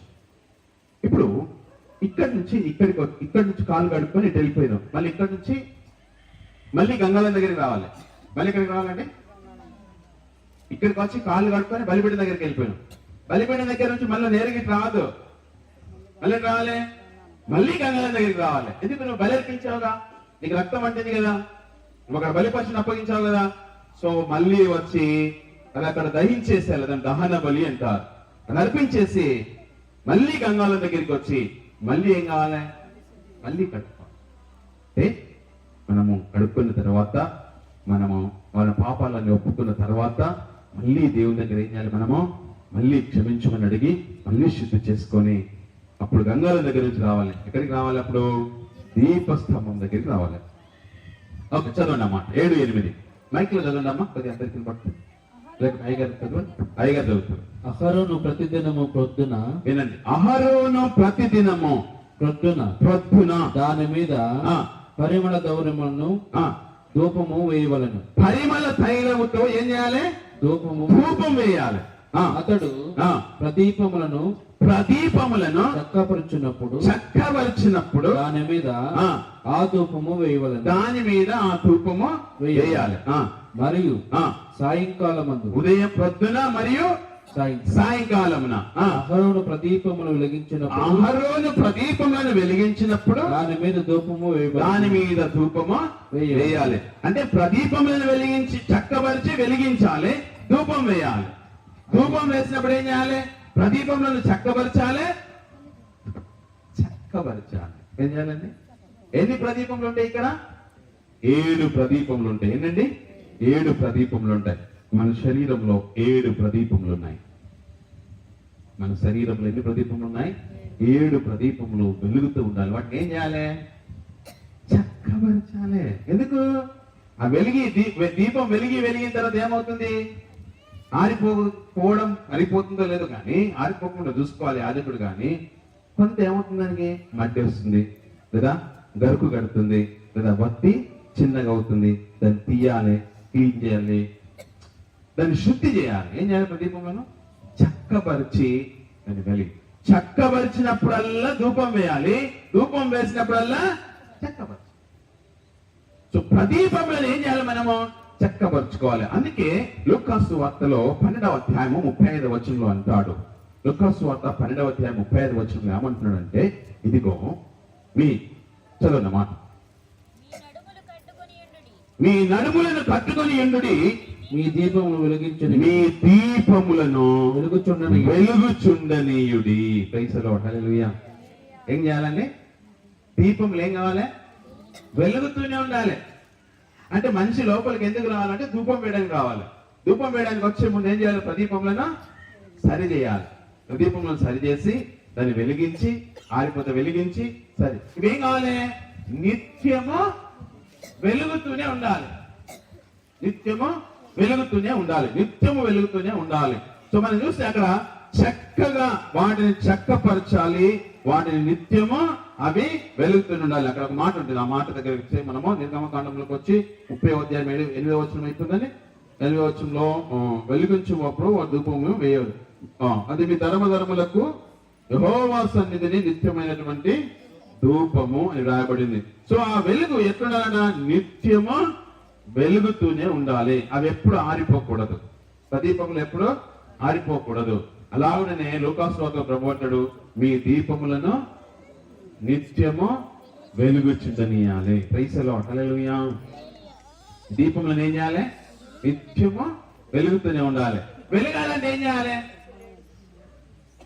చక్కబరచాలి. ఏం చేయాలి? ఇప్పుడు దీపం వేసి ఒత్తి పెట్టారు, అది కాలుతుంది. ఏమైపోతుంది? తర్వాత ఒత్తి చిన్నగా అయిపోతుంది, లేదా నూనె అయిపోతుంది, లేదా ఒత్తికి కొంచెం గరుకులాగా వచ్చేస్తుంది. అప్పుడు ఏం చేయాలి? ఒత్తి తీయాలి, దాన్ని శుద్ధి చేయాలి, దాన్ని బాగు చేయాలి, మళ్ళీ దాన్ని వెలిగించాలి. ప్రైజ్ ది లార్డ్, హల్లెలూయా. దేంతో వెలుగుతుంది అది? సరే, మనిషి శరీరంలో 7 ప్రదీపముల గురించి నేను చకచకా మీకు చెప్తాను. ఒకటి ఏమంటే, దేవుడు మనిషి లోపల ఆత్మ దేవుడు పెట్టిన దీపం ఒకటి. అంటే ఆత్మ ఎట్లుండాలి? ఎప్పుడు వెలుగుతూనే ఉండాలి. ఎప్పుడు కూడా ఆత్మ ఆరిపోకూడదు. ఆత్మ అనేది దేవుడు పెట్టిన దీపం, అది ఎప్పుడు ఆరిపోకూడదు. నా అనుభవంలో నుంచి ఒక మాట చెప్తాను. నేను దేవుని పిలుపు వచ్చిన తర్వాత బాంబేకి వెళ్ళిపోయాను. ఏదో ఒక పని చేసి బ్రతుకుదామని. ఎందుకంటే నేను పిలుపును గ్రహించలేకపోయాను. వెళ్ళిపోయి ఏదో ఒకటి బ్రతుకుదామని అనుకున్నా. కానీ నేను బైబిల్ చదువుతూ ముందుకు వెళ్తున్నప్పుడు ఒక మాట నాకు దేవుడు చదువుతున్నప్పుడు యాకోబు రాసిన పత్రికలో మాట ఉంటుంది. ఒకనొక పట్టణంలోకి వెళ్ళి డబ్బు సంపాదించుకుని మన వారలారా మీ జీవం ఏ పాటిది, ఇంతలో కనబడి అంతలో మాయమైపోయే ఆవిడ. ఆ మాట చదవగానే నాకు భయం వేసింది. ఎందుకు? నేను ఎందుకు వచ్చాను, మా బాంబేకి ఎందుకు వచ్చాను? డబ్బు సంపాదించడానికి వచ్చాను. అమ్మో అని భయం వేసి, సరే అయినా నెమ్మది పరుచుకొని అక్కడే ఉన్నాను. అలాగే బైబిల్ ప్రతిరోజు చదివే అలవాటు ఉంది నాకు. సో బైబిల్ ప్రతిరోజు చదివే అలవాటు ఉన్నప్పుడు నేనేం చేస్తానంటే, ప్రకటన గ్రంథం 2వ అధ్యాయం 5వ వచనం దగ్గరికి వచ్చాను. అక్కడ ఏమో రాస్తుంటే, ఇదిగో నువ్వు ఏ స్థితి నుండి పడిపోతీవో నువ్వు జాగ్రత్తగా తెలుసుకొనుము. నీవు మొదటి ప్రేమను కోల్పోయావు కనుక తిరిగి నీవు మొదటి ప్రేమను నాకు చూపించిన ఎడలా సరే, లేని ఎడలా నీ దీపమును తీసివేతును అన్నాడు. అప్పుడు భయం వేసింది నాకు. నేను కొంచెం త్రోవ తప్పినప్పుడు ప్రభు ఏమన్నాడంటే, నీ దీపాన్ని నేను తీసేస్తా. అంటే అర్థమేంటిది? ఆర్పేస్తా. అప్పుడు వెంటనే మోకరించి, ప్రభువా దయచేసి నా ఆత్మను తీసుకో, నన్ను బ్రతికించు అని ఏడ్చి, ఇప్పుడు నేను బలియాగం చేసి శుద్ధీకరణ చేసి దేవుడిని అర్పించుకొని నా దీపం మరలా వెలిగించుకొని నేను ధూపం వేసి దేవుని సన్నిధికి వచ్చి దేవుని వాక్యం తీసుకొని వెంటనే నేను బాంబేని వదిలేసి ఇంటికి వచ్చేసాను. ఇంటికి వచ్చిన తర్వాత ఒక 15 రోజుల తర్వాత మే 28వ తారీఖు 1997వ సంవత్సరమున నేను ఒక బ్యాగ్ పట్టుకొని ఒక 150 రూపాయలు చేతిలో పెట్టుకొని దేవుని సేవకు బయలుదేరున్నా. హల్లెలూయా. వాక్యమునకు లోబడినప్పుడు నా దీపం ఆరిపోయే స్థితికి వచ్చేసింది. కానీ దేవుడు ఏమన్నాడంటే, నీ దీపమున చక్కపరుచుకో అంటాడు. ఏమంటాడు? దీపం ఉండగానే చక్కలు చేసుకోవాలి. అప్పుడు నేను సరి చేసుకున్నాను కాబట్టి ఈ రోజు ఈ స్థితిలో నిలబడగలుగుతున్నాము. సో అప్పటి నుంచి దీపములను వెలిగిస్తూ, సో ఆత్మ దేవుడు పెట్టిన దీపము. మరి ఒక మాట అంటే, నీ వాక్యము నా పాదములకు దీపం. అంటే పాదముల దగ్గర కూడా ఒక దీపం ఉంటుంది. అంటే పాదములు అటు ఇటు పక్కతో వెళ్తా ఉంటాయి కదా, దాన్ని కూడా ఏం చేయాలి? మనము చక్కపరచుకోవాలి. పాదములు అంటే నీ మార్గం ఎలా ఉండాలి? వెలుగు ఉండాలి, వెలుగులో నడవాలి. ఎవరైతే వెలుగులో నడుస్తారో కదా, వెలుగులో నడిచిన వాడు దేవుని కుమారుడు అనబడతాడు. సో పాదముల దగ్గర ఒక దీపం, అంటే పాదములు కూడా ఒక దీపమే ఉంటుంది.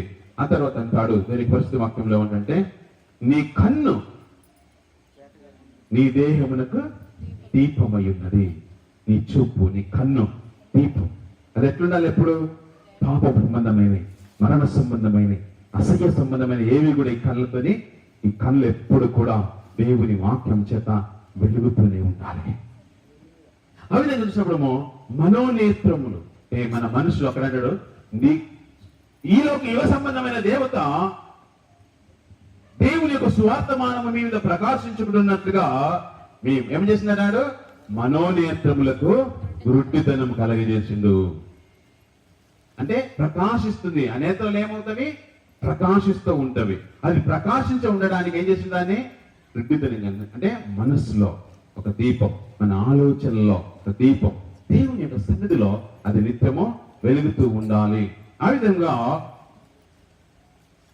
యాకోబు రాసిన పత్రికలో అంటాడు, నాలుక చిన్నదే గాని అది అగ్ని అయి ఉన్నది. అగ్ని అంటే అంతే. అగ్ని అంటే ఏంటిదండి? దీపమే. దీపంకి ఏముంటది? ముఖ్యంగా అగ్ని. అంటే నాలుక కూడా ఒక దీపమే. ఎందుకు అంటే బైబిల్ సెలవిస్తుంది, జీవ మరణములు నాలుక వశము. సో నాలుక అనగానే మాటలు ఎలా ఉండాలి? ఉప్పు వేసినట్లుగా కృపాసహితమైనవి, వెలుగుచుండాలి. శపితమైనవి, వ్యర్థమైనటువంటి మాటలు నాలుక గుండా రాకూడదు. ఈ విధంగా మన శరీరంలో ఉన్నటువంటి 7 ప్రదీపములను మనము నిత్యము వెలుగుతూ ఉండాలి. ఇంకొకటి, ఇప్పుడు 10 మంది కన్యకల దగ్గర దీపాలు ఏడున్నాయి? వారి చేతుల్లో ఉన్నాయి. ఎక్కడున్నాయండి? వారి చేతుల్లో దీపాలు పట్టుకున్నారు. అంటే చేతులు కూడా ఒక దీపం. ఈ చేతుల ద్వారా చేసేటువంటి క్రియలు ఎలా ఉండాలి?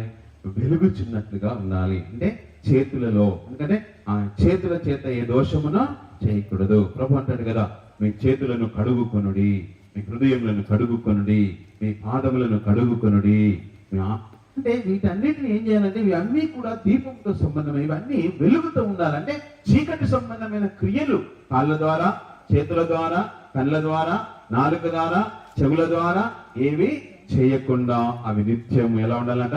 మీ దీపములను వెలుగుచుండనీయుడి. ప్రైజ్ ది లార్డ్, హల్లెలూయా. ఒక చోట ప్రభు అంటాడు, ఇదిగో నేను వచ్చి ఆ పట్టణమును దీపముతో పరిశీలించుదును అంటాడు. దేంతో పరిశీలిస్తున్నాడట? దీపముతో. ఏ దీపం అది? వాక్యము అనే దీపం. ఏం చేస్తాడు? దేవుని వాక్యము వాడగలిగే 2 అంచులు ఖడ్గము కంటే వాడి ఎక్కడికి వెళ్తాడా?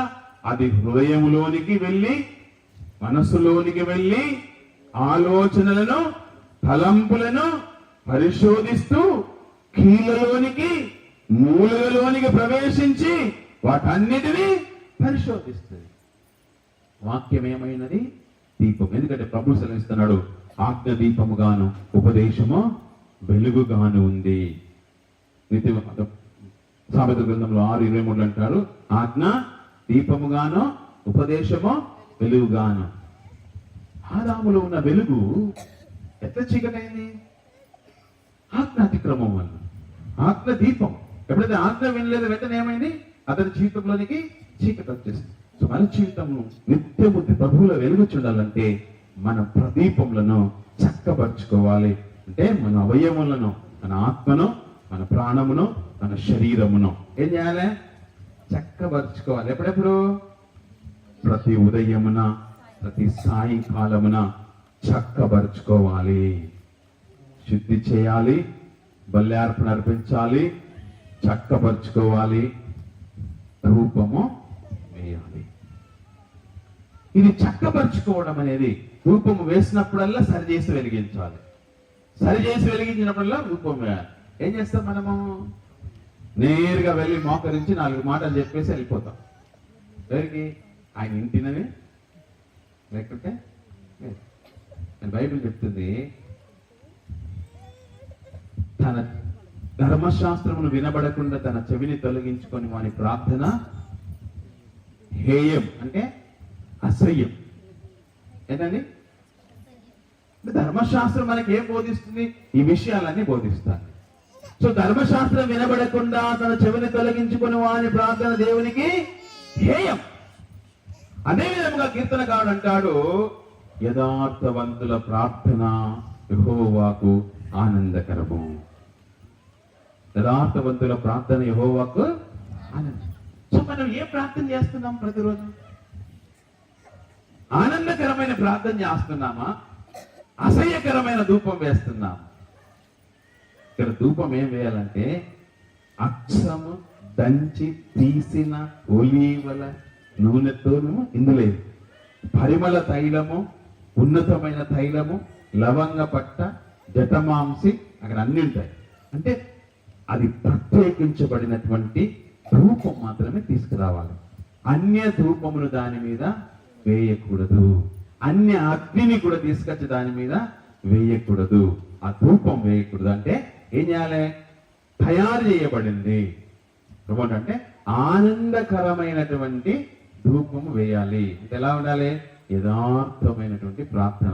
ఎప్పుడు యథార్థమైన ప్రార్థన బయటకు వస్తుంది? గంగాళం దగ్గరికి అనుభవంకి వచ్చినప్పుడు, బలియాగపు అనుభవంలోనికి వచ్చినప్పుడు, దీపస్తంభం యొక్క అనుభవంలోనికి వచ్చినప్పుడు, అప్పుడు నువ్వు చేసే ప్రార్థన యథార్థమైనదిగా ఉంటుంది. అది ఆయనకు ఆనందాన్ని కలిగిస్తుంది. అప్పుడు ఆయన ఆ సువాసన దేవునికి ఇంపైన సువాసనగా ఉంటుంది, ఆనందకరమైనటువంటి సువాసనగా ఉంటుంది. సో ఇప్పుడు ఏం చేయాలి? ధూపం వేయాలి. చక్కపరుచుకున్న తర్వాత ఏం చేయాలండి? ధూపం. ఎలా ధూపం వేయాలి? ఆనందకరమైన ధూపం, సంతోషాన్ని కలిగించే ధూపం. ఎట్లుంటది? ఇప్పుడు అందరం ఇక్కడ కూర్చున్నాం, మన ఇంట్లో కూర్చున్నాము, ఏం చేస్తామో మంచి సెంట్ వేసింది అనుకో, అందరు ఏమంటారు? మంచి సెంట్ వేస్తే చాలా బాగుంది అంటాం. అదే ఏదైనా దుర్గంధాన్ని అక్కడ తీసుకొచ్చామనుకో, ఏమంటారు అందరూ? అసహించుకుంటారు. సో ధూపం వేయడం వల్ల ఏమొస్తుంది? వాసన వస్తుంది, అంతే కదా. అందుకే ప్రభు అంటాడు, ఒక చోట అపొస్తలుడైన పౌలు గారు అంటారు, క్రీస్తు నశించుచున్న వారికి మరణపు వాసనగాను. మనమాట క్రీస్తు నందు ఎలా ఉండాలంట? జీవపు వాసనగా ఉండాలి. ఎలా ఉండాలి? మరణపు వాసనగా ఉండకూడదు, జీవపు వాసన రావాలి. జీవించంటే నిత్య జీవమును గూర్చిన మనల్ని ఎవరైనా చూసినప్పుడు మనలో నుండి నిత్య జీవమును గూర్చినటువంటి నిగ్రహణము లేదా వాసన.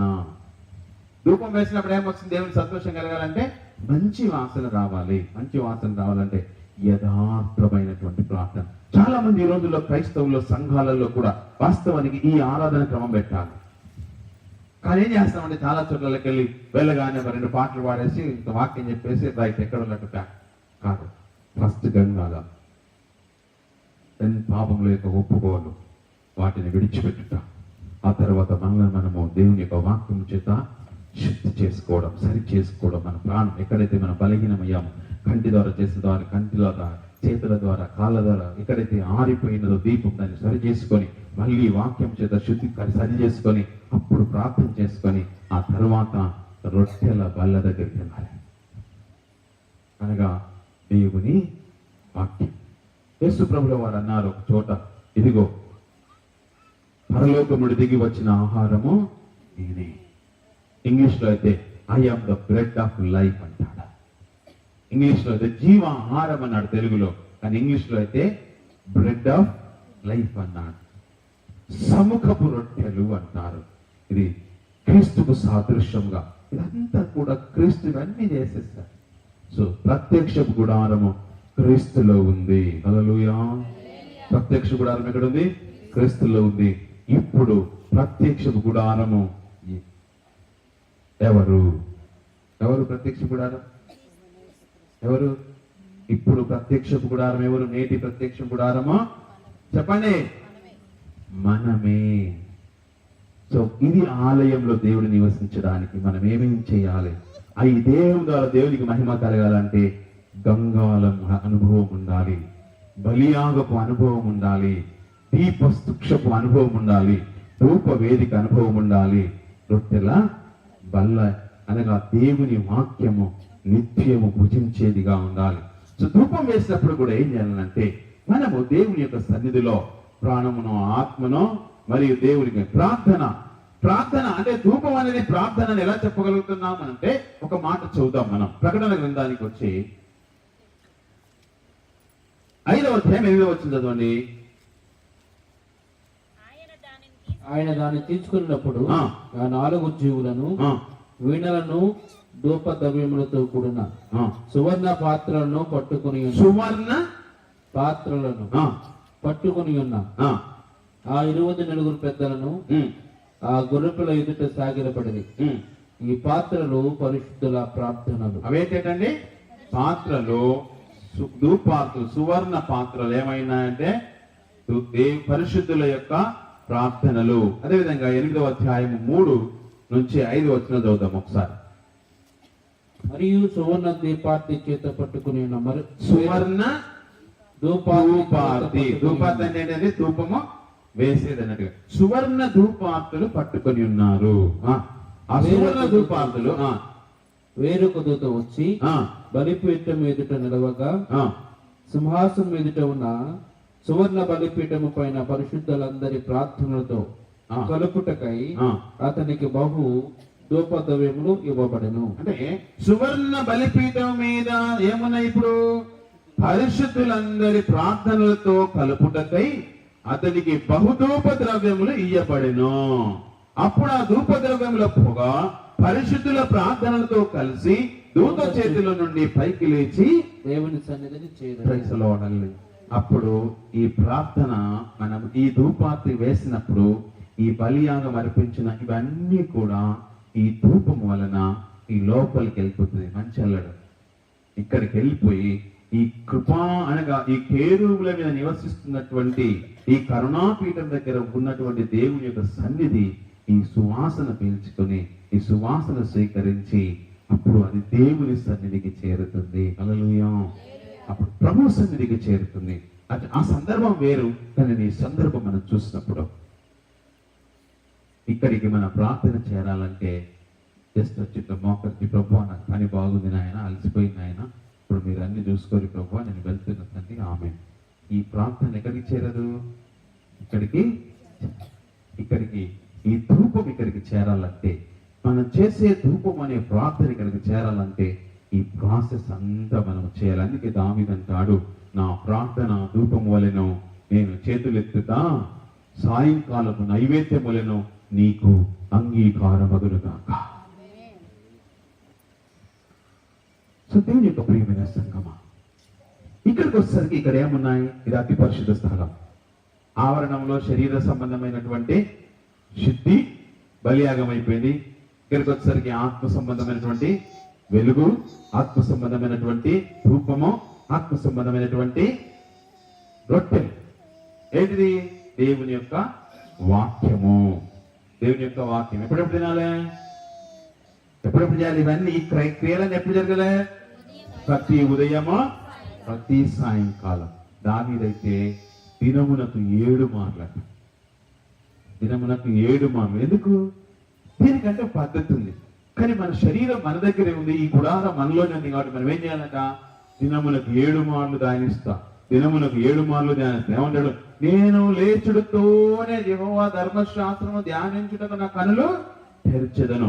నేను అర్ధరాత్రి యెహోవా ధర్మశాస్త్రమును ధ్యానించదను. నేను దినమునకు 3 సార్లు యెహోవా ధర్మశాస్త్రమును ధ్యానించదను. ప్రతి ఉదయమున నేను యెహోవాను ధ్యానించదను. పెందల గడులే లేచి నేను దేవుని యొక్క ధర్మశాస్త్రమును ధ్యానించదు. దినమునకు ఎన్నిసార్లు? 7 సార్లు. ఆయనకంటే టైం ఉంది అయ్యారు. మేము చాలా, ఆయన టైం ఉందిగా, ఉందా లేదా? దావీదు మహారాజుకు సమయం బాగుందిగా, ఉందా లేదా? ఆయన టైం ఉంది అయ్యారు. ఆయన రోజుకి 7 సార్లు కాదు, 10 సార్లు కూడా చేసుకుంటాడు. కానీ మాకు టైం ఉంటుందా? ఆయన మనకంటే బిజీ. ఎందుకు? రాజు కాబట్టి. కొన్ని లక్షల మంది మీద ఆయన రాజ్య పరిపాలన చేస్తాడు. ఆయన దగ్గరికి వచ్చే వాళ్ళు లక్షల మంది, ఆయన చూసేది లక్షల మంది. ఆయనకున్న భారము ఎంత గొప్పది. కానీ ప్రాముఖ్యత దేనికి? దేవుని వాక్యత, ప్రార్థనకు, బలియార్పణకు, రూపం వేయడానికి. ఆయన అనేక విషయాలు చూసినప్పుడు ఆయన అంటాడు, దేవుని నామమును ఘనపరచడానికి, దేవుని వాక్యం ధ్యానించడానికి. చాలాసార్లు అంటాం, ఆయన అడుగుతా ఉన్నాం, ఏ అయ్యా ఎన్నిసార్లు ప్రార్థన చేస్తున్నావు అంటే 3 సార్లు చేస్తున్నాను అయ్యా అన్నా. ఎప్పుడెప్పుడు చేస్తున్నానంట? ఉదయం టిఫిన్ చేసేటప్పుడు, మధ్యాహ్నము లంచ్ చేసేటప్పుడు, సాయంకాలము డిన్నర్ చేసేటప్పుడు. నేను మా చర్చిలో చెప్తా ఉంటాను, చాలాసార్లు చెప్తా ఉంటాను. నేను ఎక్కడికి వెళ్ళినా కూడా మా విశ్వాసం ఒకటే మాట అడుగుతాను, ఏమ్మాయి వాక్యం చదివావా అంటాను. వాళ్ళకి హోంవర్క్ ఇస్తూ ఉంటాను. ఒకరోజు బ్యాంక్కి వెళ్ళాను. బ్యాంక్ వెళ్తే కూడా బ్యాంకులో ఆమె క్యాషియర్ పని చేస్తుంది. నేను వెళ్ళి డబ్బులు కట్టి సప్లైకి రాకుండా మౌనంగా వచ్చానుగా. నేను అక్కడికి వెళ్ళి ముందుగా ఆమెను అడిగాను, ఏమన్నా, ఏమ్మా సిస్టర్ గారు బాగున్నారా? బాగున్నాయి గారు, బైబిల్ చదివావు ఈరోజు? విషయం అనిపించిన, ఏదనిపించిన బాధ్యత. దావీదు బిజీ. కానీ ఆ బిజీలో కూడా ఆయన ఏం చేశాడు? మనం ఎంత బిజీ తెలుసు ఈ రోజుల్లో? ఎందులో బిజీ? సెల్ ఫోన్లో బిజీ, వంట పనుల్లో బిజీ. మార్త ఎక్కడ బిజీ ఉంది? వంట పనుల్లో బిజీ మార్త. కానీ సిస్టర్స్ అందరికి ఒక మంచి సలహా ఇవ్వదలుచుకున్నాను. మీ ఇళ్ళలో అందరికి టీవీలు ఉన్నాయిగా, టీవీలో చక్కగా పెద్ద సౌండ్ పెట్టి వాక్యం పెట్టుకొని పనులన్నీ చేసుకోండి. దేవుని స్తోత్రం. మరి ఇంకేం చేస్తాం మనం? దానికంటే మంచి చేస్తాం. ఏంటి? సీరియల్, జబర్దస్త్, ఆట, పంచి పటాసు, ఇవన్నీ శబ్దాలతో వినబడతా ఉంటాయి. కానీ బైబిల్ చెప్తుంది, నీతిమంతుని గుడారంలో రక్షణ కూర్చిన సునాదం వినబడాలి. కానీ ఏం వినబడుతున్నాయి? నవ్వులే. బైబిల్ చెప్తా ఉంటుంది, మీరు దుష్టుల ఆలోచన చొప్పున నడవక, పాపుల మార్గంలో నిలవక. ఇప్పుడు మనమైతే అపహాసకుల దగ్గరికి వెళ్ళట్లేదు, కానీ అపహాసకులు ఎక్కడికి? మన ఇంట్లోకి వచ్చేసారు. ఎక్కడికి వచ్చారు? జబర్దస్త్. ఏముంది అక్కడ? అపహాస్యం, పాపం. వారు మాట్లాడుతున్న ప్రతి మాటలో ఏముంది? పాపం ఉంది. వారు ఏం మాట్లాడతారండి? వారు మాట్లాడేటి అన్ని శరీర సంబంధమైనవి, వ్యభిచార సంబంధమైనవి, దొంగల సంబంధమైనవి. అవి పెట్టుకొని ఎవరెవరు కూర్చుంటారు?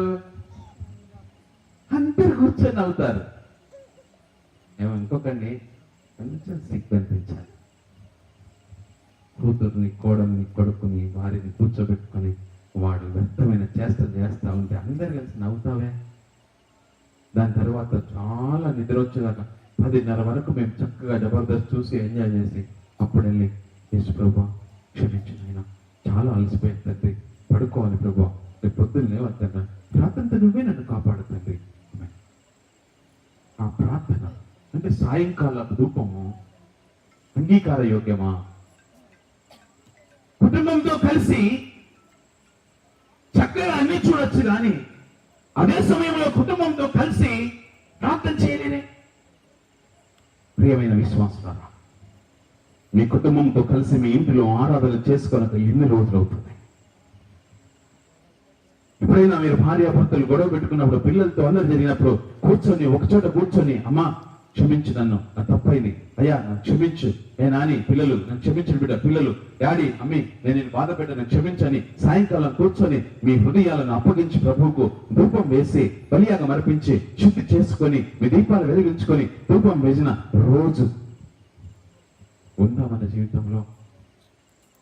అలా కనుక లేకపోతే నీ దేహం ద్వారా దేవునికి మహిమ, అప్పుడు నీకు మహిమ. ఇంత స్పష్టంగా చెప్పాడు, ఈ దేహము పరిశుద్ధమైనది. మనం ఏం చేస్తాం ఇందులో? నేను చెప్పేస్తాను. ఈ రోజు ప్రత్యక్షపు గుడారం ఎవరు అంటే నువ్వు, దేవుడు ఎక్కడ నివసిస్తున్నాడు అని అంటాడు. దేవుడు ఈ లోకంలోనికి వచ్చి మన మధ్యలో నివసించుచున్నాడు. ఎక్కడ నివసిస్తున్నాడు? మనలో నివసిస్తున్నాడు. ఎలా నివసిస్తాడు? ఆది యందు వాక్యముండెను, వాక్యము దేవుని ఎదురును, వాక్యమే ఆ వాక్యమే ఎక్కడ ఉండాలి? ఇప్పుడు అతి పరిశుద్ధమైన స్థలంలో ఉండాలి. ప్రైజ్ ది లార్డ్, హల్లెలూయా. అనగా శరీరము, ఆత్మ, ప్రాణం లేదా జీవం, ఇందులో ఏముండాలి? ఇప్పుడు వాక్యమే నీ ప్రాణం, వాక్యమే నీ జీవం, వాక్యమే నీ శ్వాస. నోరు తెరిస్తే ప్రభు అంటాడు, మన శ్వాస ఎవరిచ్చారని? యోబు గారు అంటారు, దేవుడు తన మనస్సు తన మీదనే ఉంచుకొని ఎడల, తన ఉచ్ఛ్వాస నిశ్వాసను తన యొద్దకే తను తీసుకొని ఎడల మనుష్యులందరూ ఏకముగా నశించెదరు, వారు ధూళి అయిపోదరు. దేవుని యొక్క ప్రభు అన్నాడు, ఆయన ఉచ్ఛ్వాస నిశ్వాస అంటే తెలుసు కదండి. ఊపిరి పీల్చుకోవడము, ఊపిరి వదలడం ఏమంటే ఉచ్ఛ్వాస నిశ్వాస అంటాడు. యోబు గ్రంథంలో ఆ మాట చదువుదాం ఒకసారి. 34వ అధ్యాయంలో, యోబు గ్రంథం 34వ అధ్యాయంలో మనకు దేవుడు మనకి ఇచ్చినటువంటి జీవం, మన శ్వాసను ప్రభు ఒకవేళ అదే తీసుకుంటే మన పరిస్థితి ఏంటి? 34వ అధ్యాయం 14వ వచనం అనుకుంటాను. అమ్మా 14వ వచనం అదే. ఆయన తన మనస్సు తన మీద ఉంచుకుని ఎడల, తన శ్వాస నిశ్వాసములను తన యొద్దకు తిరిగి తీసుకుని ఎడల శరీరులందరూ ఏకముగా నశించెదరు, నరులు మరలా ధూళి అయిపోవుదురు. అంటే మనం బ్రతుకుతున్నామంటే దానికి కారణం ఎవరు? ఎవరు? ఆయన ఉచ్ఛ్వాస, ఆయన నిశ్వాస, ఆయన ఊపిరి మూలముగా మనం ఈరోజు బ్రతుకుతున్నాం. ఒకవేళ ఆయన ఊపిరి ఆయన తిరిగి తీసుకుంటున్నట్ట భూమి మీద ఉన్న శరీరులందరూ ఏకముగా నశించెదరు. కాబట్టి ఆయన ఊపిరి కలిగి జీవిస్తున్న మనం, ఆయన ప్రత్యక్షపు గుడారముగా జీవిస్తున్నటువంటి మనం, ఆయనకు మహిమకరముగా ఆయన నివసించినట్లుగా ఆయన నివాసం ఉండడానికి ఆయన మనల్ని ఏర్పరచుకున్నాడు. సో ఆయన నివాసం ఉంటున్న ప్రత్యక్ష గుడారం, నేటి ప్రత్యక్షపు గుడారముగా ఉంటున్నటువంటి మనం దేవునికి మహిమకరంగా ఉండాలంటే ఈ ప్రక్రియ మర్చిపోకూడదు. అలా చేసినప్పుడు దేవుడు మనలో నివసిస్తాడు. అప్పుడు ఒకవేళ మనం మరణము చెందిన మనం పునరుత్థానము చెందుతాము. హల్లెలూయా. ఆ తదుపరి ఇదే ప్రత్యక్షపు గుడారం యొక్క సేవ మళ్ళీ 1000 ఏళ్ల పరిపాలనలో ఒక ప్రత్యక్షపు గుడారం ఏర్పరచబడుతుంది. పరలోకంలో సాక్ష్యపు గుడారం ఉంది. పాత నిబంధనలో దేవుడు వారి మధ్యలో నివసించడానికి సాక్ష్యపు గుడారం ఏర్పరచుకున్నాడు. కొత్త నిబంధనలో మనందరిలో నివసించడానికి దేవుడు మనందరినీ ప్రత్యక్ష గుడారంగా ఏర్పరచుకున్నాడు కనుక బలియాగపు అనుభవము, గంగాళపు అనుభవము, దీపస్తంభం యొక్క అనుభవము, ధూప వేదిక యొక్క అనుభవము, రొట్టె యొక్క అనుభవం కలిగి మనము దేవుని యొక్క మందసము అనగా దేవుని సన్నిధి. ఎక్కడైతే ఇద్దరు ముగ్గురు కూడి ప్రార్థన చేస్తారు వారి మధ్యలో నేను ఉంటాను. వీళ్ళు ప్రార్థన చేస్తున్నప్పుడు ఎలా ఉంటారు? ఒకరి హృదయం ఒకటి సరిగ్గా ఉండదు, ఒకరి మీదకి ఒకటి కోపము. మళ్ళీ వీళ్ళందరూ కలిసి ప్రార్థన చేస్తారు, ప్రభువా మేమందరం కలిసి ప్రార్థన చేస్తున్నాం, మీరు మా మధ్యలో ఉండండి అంటారు. అక్కడ పరిశుద్ధత లేదే. దేవుని యొక్క ప్రియమైన సంగమా, మీ కుటుంబంలో ప్రతి ఉదయము ప్రతి సాయంకాలము కుటుంబ ఆరాధన జరగాలి. 2, నీవు దేవుని ఆలయముగా సృజించబడిన నీవు, దేవుని నివాస స్థానముగా నిర్మింపబడిన నీవు, నేటి ప్రత్యక్షపు గుడారముగా నిర్మించబడిన ఏర్పరచబడినటువంటి ఈ దేహం, ఆవరణం, ఆత్మ, పరిశుద్ధ స్థలం, జీవం అతి పరిశుద్ధమైన స్థలముగా ఉన్నప్పుడు ఈ లోకంలో జీవిస్తున్న మన జీవితంలో కూడా మనం ఎన్నో రకాలుగా పొరపాట్లు జరుగుతున్నప్పుడు సరిగ్గా మనము ప్రతి ఉదయం ప్రతి సాయంకాలం, అంతేకాదు దేవుడు మనకి ఎప్పుడు అవకాశం కలిగిస్తే అప్పుడు మనం ధూపం వేసే ముందు, మనం దేవుని సన్నిధికి వెళ్ళే ముందు, దేవుని ఆశీర్వాదములు కావాలనుకుంటున్న మనం ఈ క్రియలను చేసినప్పుడు మన మూలముగా దేవుడు మహిమపరుస్తాడు. ఎప్పుడైతే మన మూలముగా దేవుడు మహిమపరుస్తాడో దేవుడు మనలను మహిమపరుస్తాడు. ఆ వాక్యం అంటాడు, నన్ను ఘనపరచు వారిని నేను ఘనపరచెదను. క్రైస్త ద లార్డ్, హల్లెలూయా. ఆ ప్రతి పరలోకంలో ఉన్న ప్రత్యక్షపు గుడారము పాత నిబంధనలో ప్రత్యక్షమైంది. పాత నిబంధనలో ప్రత్యక్షమైనటువంటి ప్రత్యక్షపు గుడారము ఈ రోజు నూతన నిబంధనలో మనమే నేటి ప్రత్యక్షపు గుడారం. సో ఇప్పుడు ఏం చేయాలి? ప్రతిరోజు, లేకపోతే మనం ద్వారా దేవునికి మహిమ కలగదు. ఇక్కడికి రాకపోతే ఏమవుతాం? చచ్చిపోతాం. మీరు చావకుండా ఉండాలంటే ప్రతిరోజు ఏం చేయాలి? శుద్ధి చేసుకోవాలి. ఒకసారి బాప్తిసం తీసుకున్న అయ్యగారు అయిపోయింది అనుకోకండి. ఒకసారి బాప్తిసం తీసుకున్నాం కదా అయ్యగారు, ఇక మళ్ళీ శుద్ధి ఏంటి? కాదండి. అక్కడ బైబిల్ చెప్తున్నది, ప్రతి ఉదయం ప్రతి సాయంత్రం నువ్వు ఎన్నిసార్లు ఇక్కడికి వెళ్తావు, ఎన్నిసార్లు ఇటువైపు వస్తావు, అన్నిసార్లు శుద్ధి చేసుకోవాలి. ఎన్నిసార్లు ప్రార్థనలో కూర్చుంటావు, ముందుగా దేవుని సన్నిధిలో మనము శుద్ధి చేయాలి. మనకున్నటువంటి తప్పిదములన్నీ ఒప్పుకొని వాటిని విడిచిపెట్టి ఎక్కడ జరిగిందో కానీ మనం అంగీకరించి తిరిగి దేవుని వాక్యం వెలిగించుకొని దేవుని సన్నిధిలో ప్రార్థన చేసి దేవుని యొక్క వాక్యంలో ధ్యానించి ఆ వాక్యం నిరంతరం మన హృదయంలో ఉన్నప్పుడే దేవుని సన్నిధి మనలో ఉంటుంది. దేవుడు మన ప్రార్థన అంగీకరిస్తాడు. హల్లెలూయా. ప్రార్థన చేసుకుందాం. ఇంతకాలం ప్రత్యక్షం గుడారం ఏమైనదో తెలియదు కానీ దేవుడు మనలను ఒక ప్రత్యక్షం గుడారము ఏర్పరచుకున్నాడు. నీ దేహము దేవుని ఆలయం, అది పరిశుద్ధమైనది, అది దేవుడు నివాసం ఉండడానికి. ప్రభు అంటాడు, ఇదిగో నేను హృదయం అనేది తలుపులతో నిలబడి నేను తట్టుచున్నాను, ఎవడైనా నా స్వరము విని తలుపు తీసినట్లా నేను వచ్చి వానితో కూడా భోజనము చేతును అన్నాడు. ఈ రాత్రి వేళ ప్రభువు నీ హృదయాన్ని తడుతున్నాడు. ప్రభు నీ హృదయాన్ని తడుతున్నాడు. గుడారముగా దేవుని నివాస గుడారముగా ఏర్పరచబడినటువంటి నీ జీవితంలో దేవుని యొక్క నివాసం ఉందా? దేవుని సన్నిధి మనలో ఉందా? ఇంతవరకు మనము ఎన్నో రకాలుగా ప్రార్థన చేస్తుంటాం. దేవుని యొక్క వాక్యానుసారంగా మనం ప్రార్థన చేస్తున్నావా?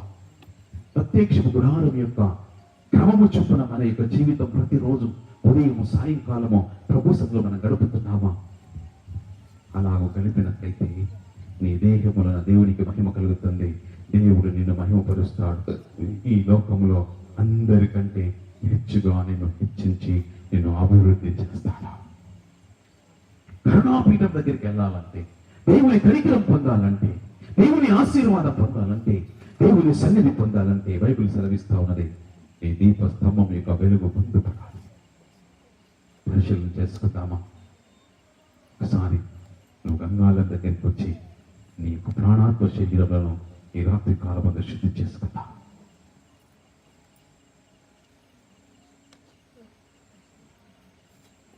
బలిపీఠం దగ్గరికి వచ్చి, ప్రభువా, నిజముగా నా దేహం నీకు యాగముగా అర్పిస్తున్నాను.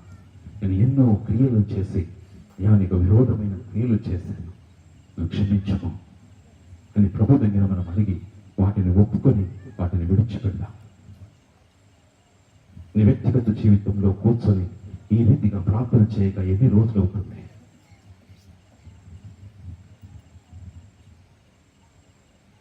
నువ్వు శుద్ధి చేసుకొని బలిపీఠ అనుభవంలోనికి వచ్చి నీకున్న కోరికలు, చెడు అలవాట్లన్నీ కూడా నువ్వు చంపివేసి తిరిగి దేవుని దగ్గరికి వచ్చి నీ శరీరంలో ఉన్న 7 దీపాలను తిరిగి వెలిగించుకో.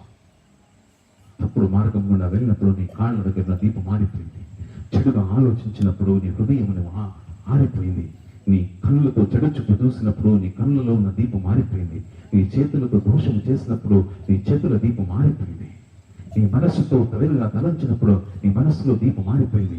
నీ నాలుకతో నువ్వు పాపం చేసినప్పుడు, చెడ్డ మాటలు మాట్లాడినప్పుడు, బూతులు మాట్లాడినప్పుడు నీ నాలుక మీద ఉన్న దీపం మారిపోయింది. వీటన్నిటిని చక్కపరచుకో.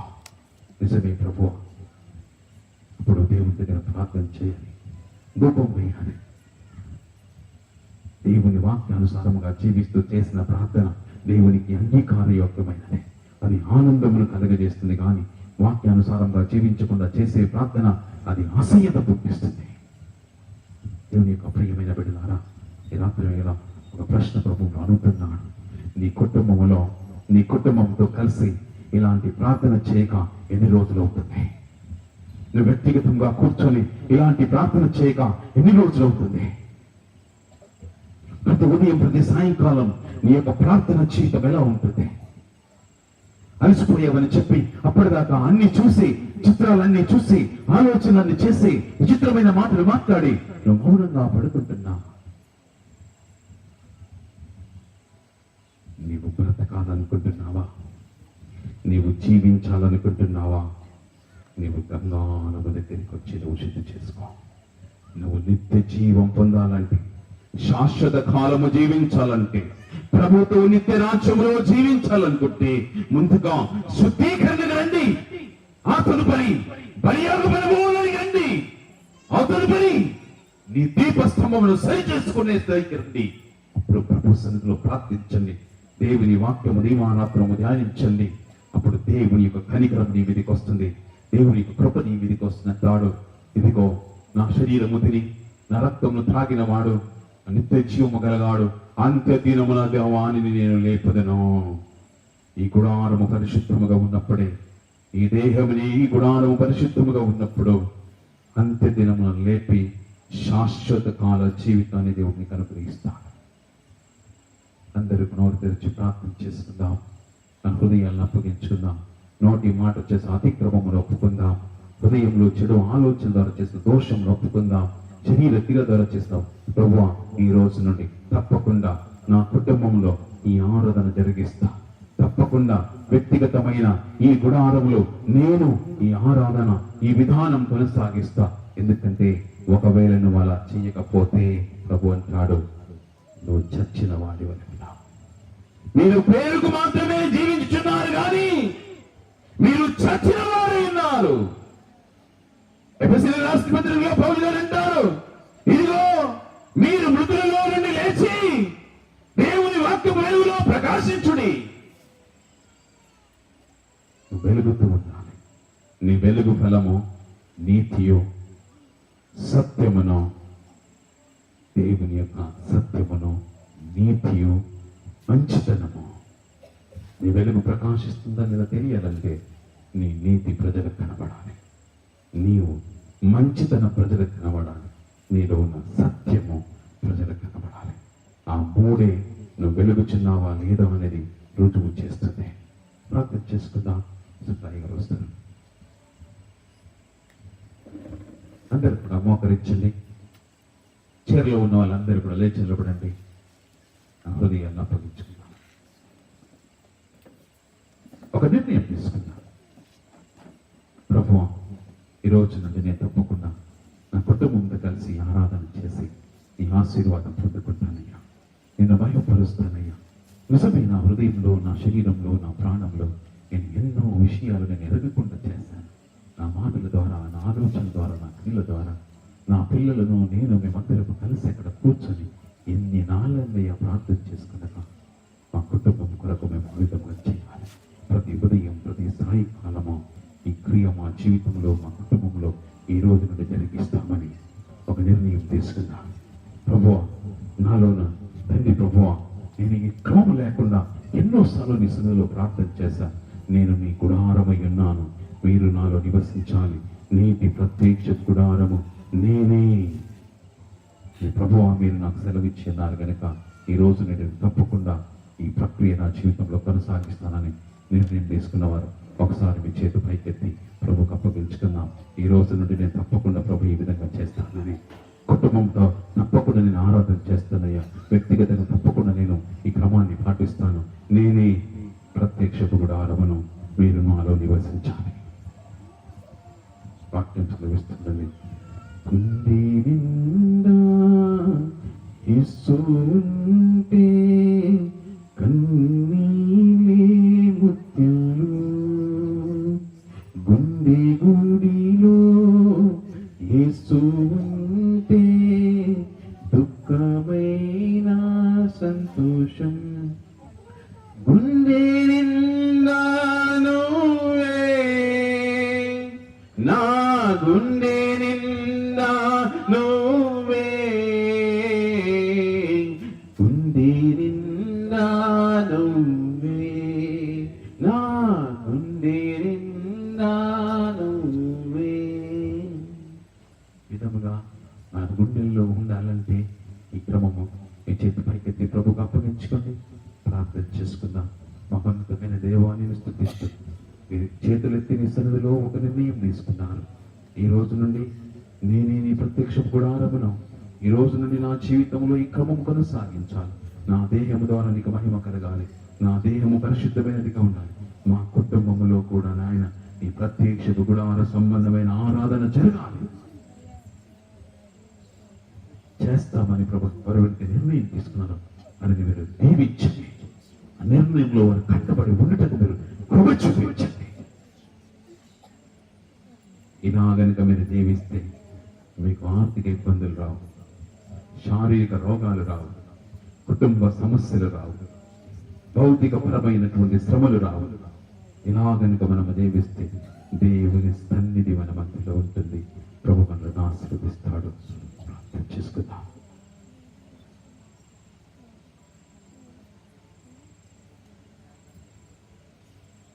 ప్రార్థించుకున్నాం. దేవాది దేవుడు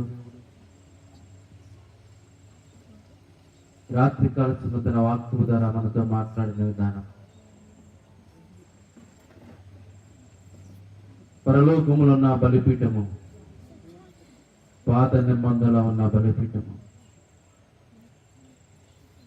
ఆ ప్రత్యక్ష గుడారము నీవై ఉండాలని ఆయన ఆశ. ఆ ప్రత్యక్ష గుడారములో ఉన్న ప్రతి ఒక్క భాగము నీకు చెందాలని ఆశ. ఆవరణములో ఉన్న ఆ పరిస్థితి నీవు చూపించాలి. పరిశుద్ధ స్థలములో ఉన్న ఆ యొక్క పరిస్థితి నీలో కనిపించాలి. అతి పరిశుద్ధ స్థలములో ఉన్న ఆ మందసము నీలో కనిపించాలి. ప్రియ దేవుని బిడ్డ, రాత్రి వాక్యమునన్నీవు ఈనాటి ప్రత్యక్ష గుడారముగా నీవు కనబడటానికి, రూపుదిద్దుకునటానికి నువ్వు సిద్ధపడుచున్నావా? నిన్ను చూస్తున్న దేవుని అడుగు, దేవా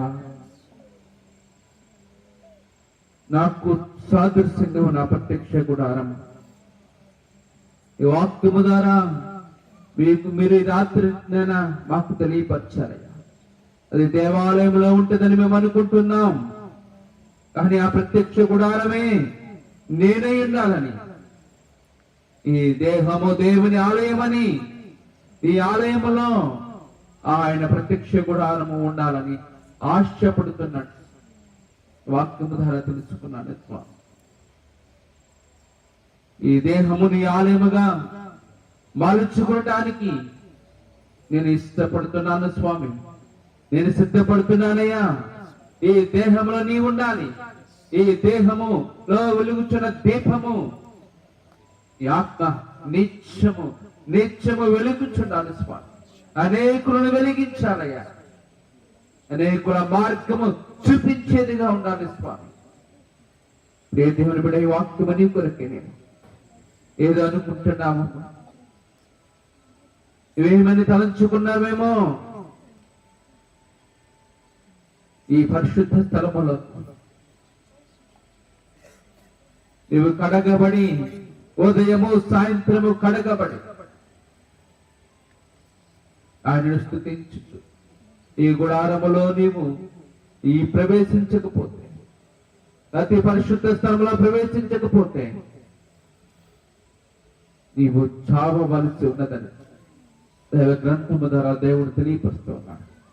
నిన్ను సృజించినది చనిపోవటానికి కాదు, ఆయన లోకానికి వచ్చిన ఆయన రక్తాన్ని కార్చింది నువ్వు చనిపోతాక నిన్ను బ్రతికించటానికి,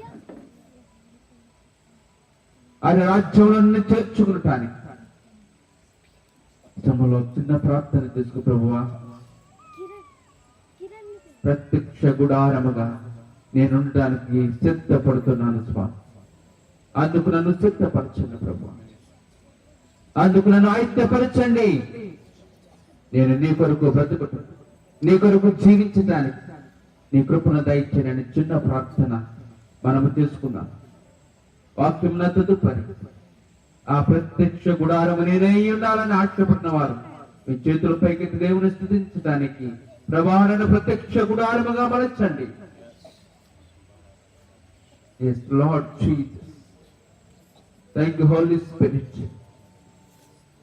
దేవుడిని తన ప్రత్యక్ష గుడారముగా చూపించడానికి ఇష్టపడుతున్నాడు. ప్రభాని ఆత్మతో చేతులు చూపించిన ప్రతి ఒక్క బిడ్డను